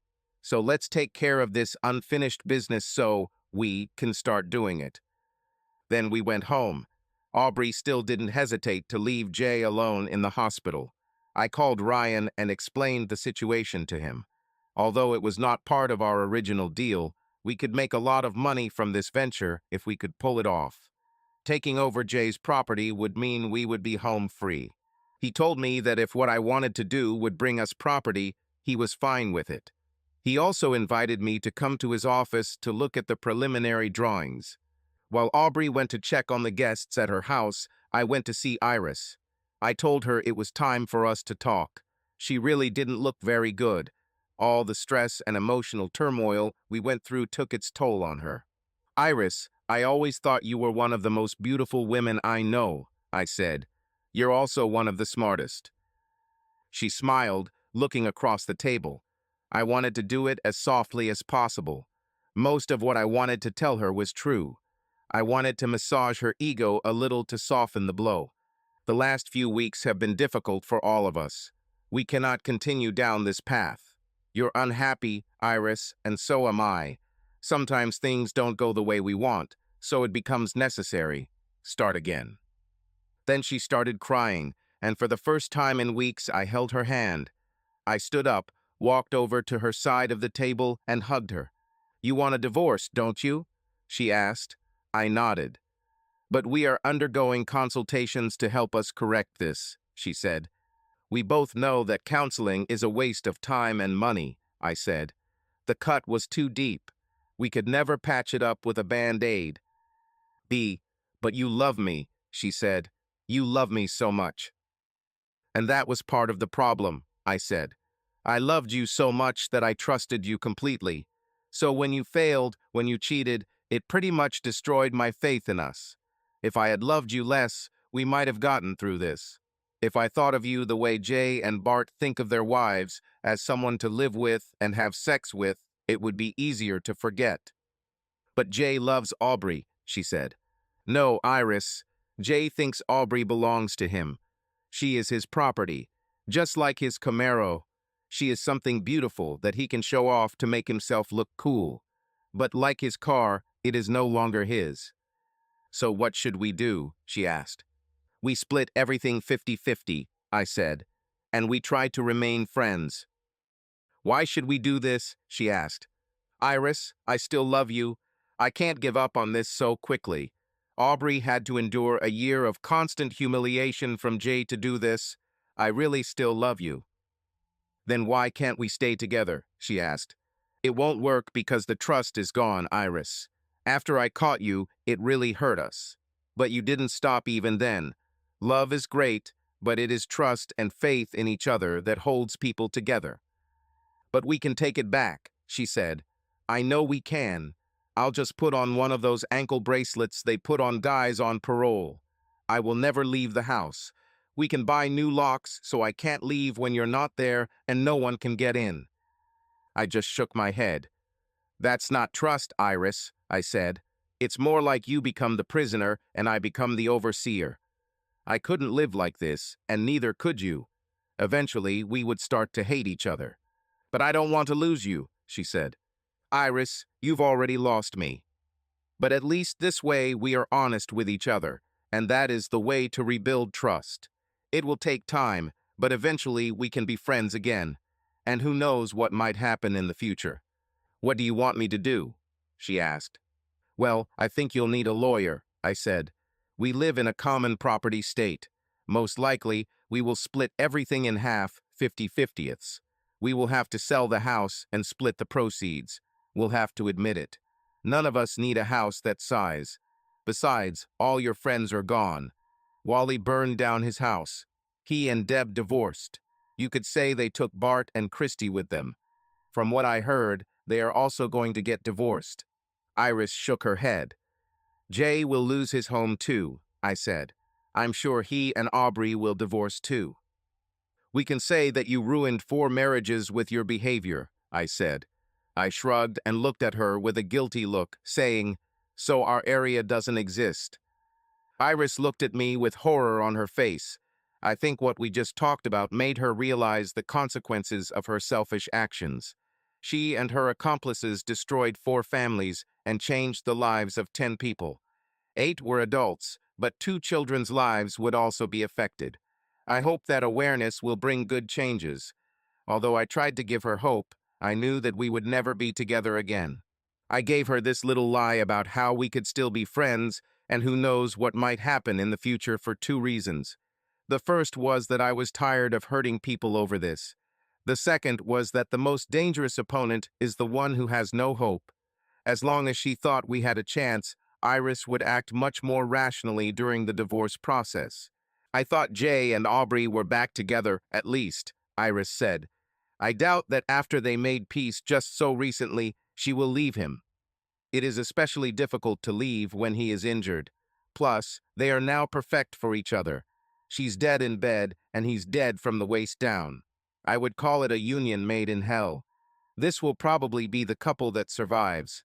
She laughed an ugly laugh that didn't suit her at all. I'm going to the hospital to see Jay, I said. I have to tell him about the deal I arranged for him. I thought you hated him, she said. Why help him? He destroyed our marriage. She looked at me like I was crazy. Iris, he didn't do it alone. You are a grown woman and can make decisions. All you had to do was say no. Should I try to leave you penniless in the divorce? I'm tired of being angry at everyone. I just want to move on and see what life has in store for me. Everything is over. I went to Aubrey, who lives next door. Christie was collecting children's clothes. They still didn't have much stuff. They already had money for a house, but that wouldn't be enough because they would both have to pay lawyers. They also needed to find 2 new places to live instead of just one. She smiled at me as I entered the room. Hi, handsome, she said. There is time for. Christie, he didn't come to you, Aubrey said from the top of the stairs. The tone of her voice was very sad, and she looked tired. I held out my hand, and she came down and took it. On the way to the hospital, I asked her what happened. You're wrong, darling, she said. I told you we weren't too hard on that bastard. He refuses to give me a divorce. He says we will be together until one of us dies. He told me that, till death do us part bullshit. I laughed out loud and almost lost control of the car. Yes, I said. I told her about the conversation with Iris, and she started crying. I'm glad my misfortune makes you happy, she said. You'll soon be free from this bitch, and I'll be with a man who doesn't love me. He considers me his toy or some kind of trophy. Yes, I said again.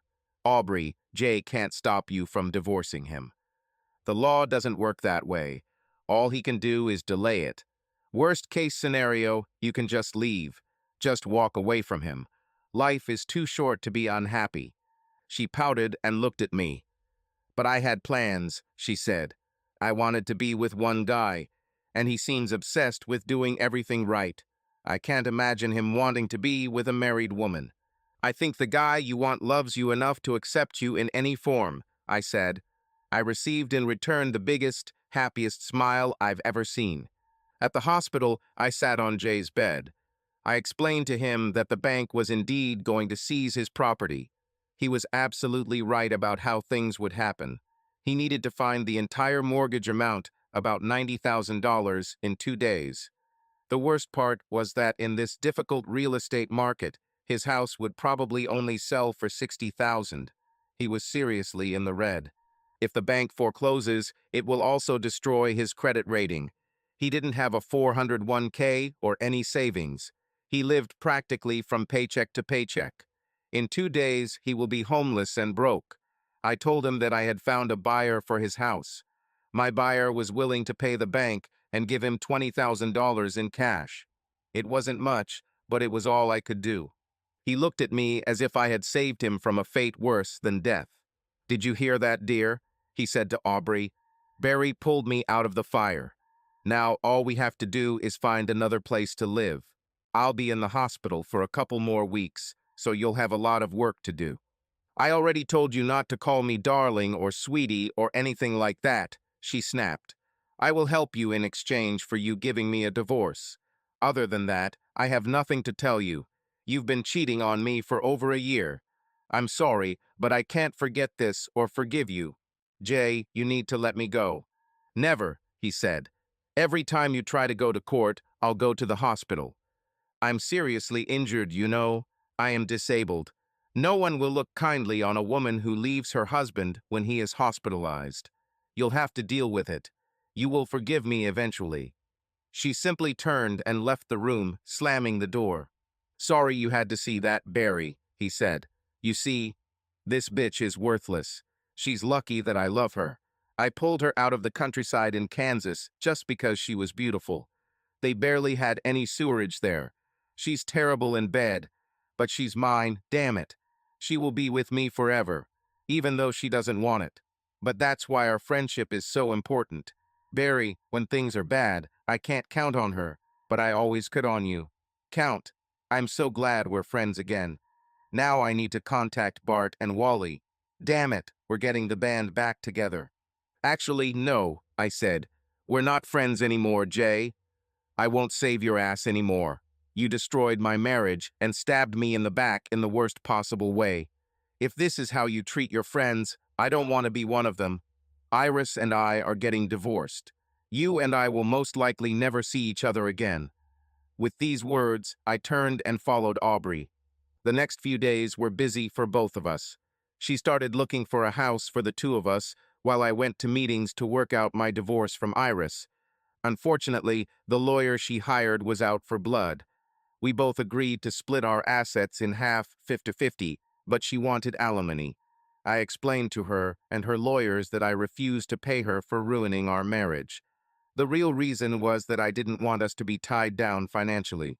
I was going to be rich, and I didn't see the point in sharing it with the woman who cheated on me. In the end, we agreed to split everything in half. I will also give Iris 40% of my 401k when I retire or withdraw money. Since it's only a few $1,000s and I plan to withdraw it next week, she won't get much. I will also give Iris $24,000 in a lump sum instead of paying $1,000 a month in child support. This worked for me. I transferred half of our savings and funds from our checking account to a new account in my name. She will receive a check for $44,000 since we only had $40,000 equity in the house, and then I'll be done with her. Iris couldn't believe how quickly I sold the house. She didn't realize that this was agreed upon before we even started talking about divorce. When everything settles down, I will receive a lump sum payment of $250,000 and will receive 4% of the profits of the new luxury shopping center that will be built on the site of our neighborhood. With the purchase of all the lots, Ryan got his friends in Congress to rezone the area to commercial. This is how our area disappeared. Ryan kept his construction crews working around the clock. Construction of the shopping center took only 6 months. It's full of those chic shops that sell designer items. Everything there is overrated and named after some famous idiot. I couldn't believe the amount of money I get every month from this place. In a year, I'll be a millionaire, even with the cost of the house Aubrey and I bought. Yes, we are still together and still very happy. Aubrey turned out to be as passionate in bed as she looked. Jay just didn't bother teaching her. He had never shown her that sex could be as enjoyable for her as it was for him. We spent hours together in bed, exploring what brought us pleasure. Now Aubrey pulls me into the bedroom every chance she gets, even though she's pregnant. And now we come back to the present. Jay tried to contact me several times. I never answered him. Until last week. Last week, I decided to try again for Aubrey. Jay invited me to his barbecue. It looks like he hasn't given up trying to get his old company back. After 18 months, it might be time for him to get what he wanted. Aubrey kissed me when she got into my new 2012 Mustang. We moved the seat all the way back to make room for her belly, but she was comfortable. I programmed the GPS to Jay's new address and drove off. Aubrey kissed me as we drove. She kisses me a lot now. I was really surprised when I arrived at Jay's address. It was a trailer park, and he was not in the best condition. I think with $20,000, that's all Jay could afford. I parked in front of Jay's trailer. I left Aubrey in the car. I needed to find a way to gently tell Jay that Aubrey and I were together. I knocked on the door and expected to hear the sound of a wheelchair, but I heard heavy footsteps approaching the door. Wow, I thought, medical science is doing wonders. I never expected the old lady's man to walk again. When the door opened, I was shocked. It wasn't Jay who opened it. It was my ex-wife, Iris. Her eyes widened when she recognized me. "Oh God," she said, "you look." Iris has never been a small woman, as I already mentioned. But over the past year, she has gained a lot of weight. She now weighed over 300 pounds. Her hair was dull and thinning. Even her huge breasts seemed to have sunk below her waist. I was sure that soon she would have to buy a wheelbarrow to carry her around. Time and gravity took their toll. It was hard to see the beautiful woman I loved for so long turn into this. Okay, not that hard. But it was hard to see it and not laugh. I smiled at her. Barry, are you ready? Is that why you came? Are you ready to take me back? Hey, Barry, I heard from the side of the house. Without answering Iris, I turned and saw him. He was not in a wheelchair. He had one of those motorized chairs. He could move around on it quite well. I left the porch and quickly walked around the house where Jay was sitting. Iris followed me. Her size seemed to make it difficult for her to walk. I knew you would come, Jay said. The rest of these idiots were never our friends. So I'm the only one who came? I asked. Iris nodded. Bart and Christie got divorced, she said. He went east, she went west. Wally is still in prison. Deb has already remarried. She doesn't want to remember the past. There are too many bad memories for her. And I can't find a trace of the bitch I married, Jay spat. She just disappeared. Even her parents can't find her or don't want to tell me where she is. They just laugh at me like it's funny every time I call and ask about her. Speaking of wives, I said, how did you two end up living together? My face frowned as I said this. We are not together in the literal sense, Iris said. This is more for convenience. After spending my divorce money, I needed a place to live, and Jay needs help. Better tell the truth, Iris, at least once in your life, Jay said. I'm shaking her world now. I just smiled. Even after all this time, Jay was still a smug bastard. He couldn't even walk, but he had to prove that he had something that someone else wanted. It was so sad that he and Iris were still having sex somehow that it didn't bother me at all. He could have it. I left it, leaving him his pride. We're not having real sex, Barry, Iris said nervously. I'm keeping this for you from now on. I had to try not to throw up in my own mouth. I'm telling the truth this time, dear, she said. Jay can't. He still has no feeling below the waist. I have needs, you know. I nodded. Iris, we all have needs, I said. Glad yours are satisfied. Barry, I could meet your needs if you would let me, she said quickly. You know that you always come first for me. We can do this right now. Iris, I don't have needs that aren't being met, I said, but I'm glad you have Jay. Barry, is this your car? He asked. Still on Mustangs? This one looks heavily modified. She must have been dear? I shrugged. Barry, you look good. You look rich. Looks like you're the only one from our old neighborhood who came out of it okay. Good things come to good people. What goes around comes around, I said. Barry, I've often thought, Jay said. Where our area used to be is now a huge shopping center. It seems that we all lost our homes just in time for its construction. Damn, it's almost like the Bible. Jay, do you want to know what really happened? I asked. His eyes widened and he nodded. It was obvious that he really wanted to know. This clearly tormented him, and I wanted to tell him too. I really wanted to tell them both, but I couldn't.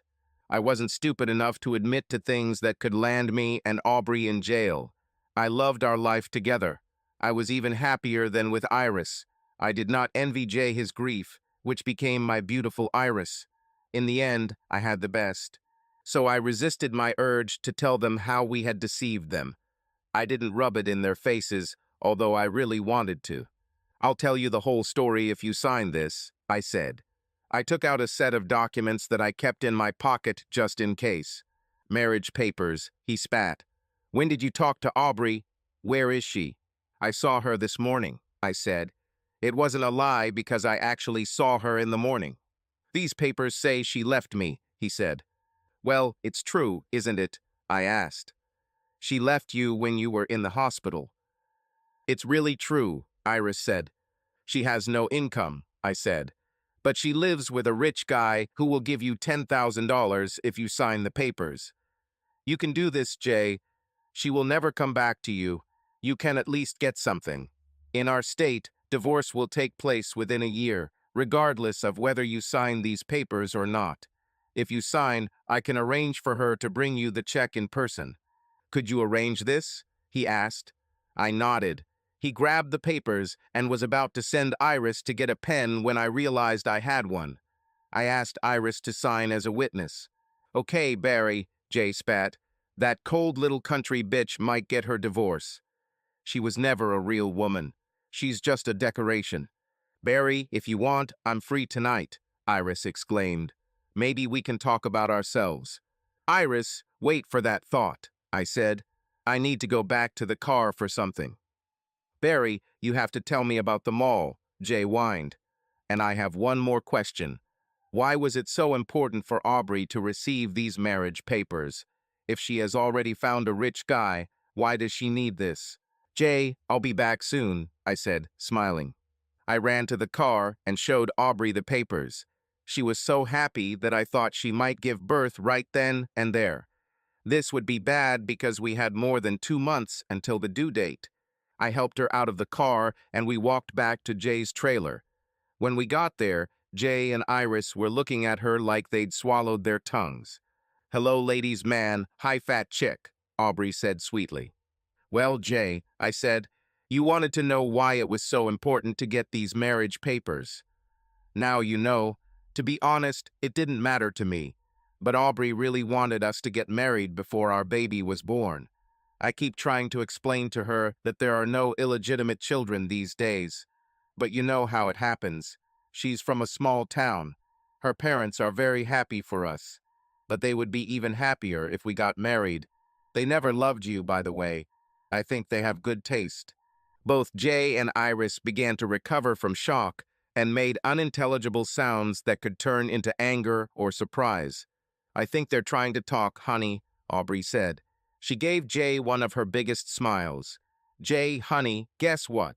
I finally understood what good sex is. It turned out that you just didn't know what you were doing. It didn't take long for Barry to show me what it was. Okay, while you two are trying to turn on your brains, I'll tell you a story, I said. I can see from your faces that you're shocked to see Aubrey and me together. Yes, as you said, Iris, we are together in the truest sense. I love Aubrey more than I can express in words. Iris, you were her warm-up. I guess I never knew what true love was until we got together, and we have you to thank for this. Boo. Jay managed to say, still in shock from the sight of Aubrey. Aubrey stood there, rubbing her belly and teasing her ex. Jay, guess what? We'll name the baby after you and your favorite football player, she said. Remember, you always told me that Aj was your hero growing up. If it's a boy, we'll name him Neje. I hugged Aubrey and continued talking. When I caught you, it started the whole process. I wanted to take revenge not only on you two, but also on the other cheaters. But I'm not a cruel person. I couldn't physically hurt you, so I decided to do it financially. I had help in the form of karma. Burning down Wally's house really helped. My partner bought Wally's property as well as Bart and Christie's property. Jay, he was the one I talked into buying your house. And finally, I sold him my house. We rezoned the area to commercial, and now Aubrey and I are minority owners of this huge shopping center, as you called it. We have more money than we know what to do with, and we have each other. The only thing missing for complete happiness is for us to finally get married. I know you feel deceived now, right? I asked. Jay nodded. I would never expect that from you, Barry, Jay said. Iris lay on the floor and cried. That's not like you, Barry. You could share this with us, Jay said. You know that I can't work. How could you? You were my best friend. This couldn't have happened to a more deserving person, Jay, I spat. Being your best friend didn't stop you from betraying me at the first opportunity. You took away the most important thing from me then. You deserved it. And in the end, we both got what we deserved. I'm much happier now. But what about me, Jay? Iris cried. I thought you loved me. How could you do this to me? Iris, I loved you so much back then that it was stupid. I knew what you were like in college, but I believed you when you said it was in the past and not the real you. I gave you a chance and you betrayed me. Even after that, you couldn't help yourself. We caught you on camera, less than 2 weeks after I first caught you. We never had a chance after that. You ruined everything for yourself. It's not my fault or Aubrey's. You did it yourself. Aubrey, do you have anything to say in your defense? Jay asked. You left me when I was in the hospital. You should at least give some explanation, and you have to tell Iris something. After all, you stole her husband. Jay, as I see it, our marriage ended when you started cheating on me, Aubrey said happily. You refused to give me a divorce, although I asked many times. As for Iris, she was stupid enough to cheat on a man who loved her far more than you ever loved me. Misfortune is the reward for stupidity. In other words, go to hell. I took Aubrey's hand and led her back to the car, and we drove away. I explained to her why I didn't tell her that we caused Jay's accident and the fire that burned down Wally's house, and that in fact there was no mistake in demolishing Bart and Christie's house. She simply smiled and said she understood. Our child does not need to be born in prison. 4 couples in our area all started out as friends, but when deceit, deception, and betrayal entered our lives, they destroyed the area from the inside. To end the pain, the area had to disappear. We still get random calls from Iris or Jay. Mostly they want to apologize or try to start some kind of friendship. Lately, they have been complaining that the ground under Jay's trailer has become unstable and the trailer is about to fall apart. Apparently, they expect some kind of help from us. What else are friends for? Ha ha ha. Subscribe to our channel so that your love doesn't cheat on you, and go ahead and listen to the next story, because this story is nothing compared to the next one. If you're under 18, don't even think, click to the next one.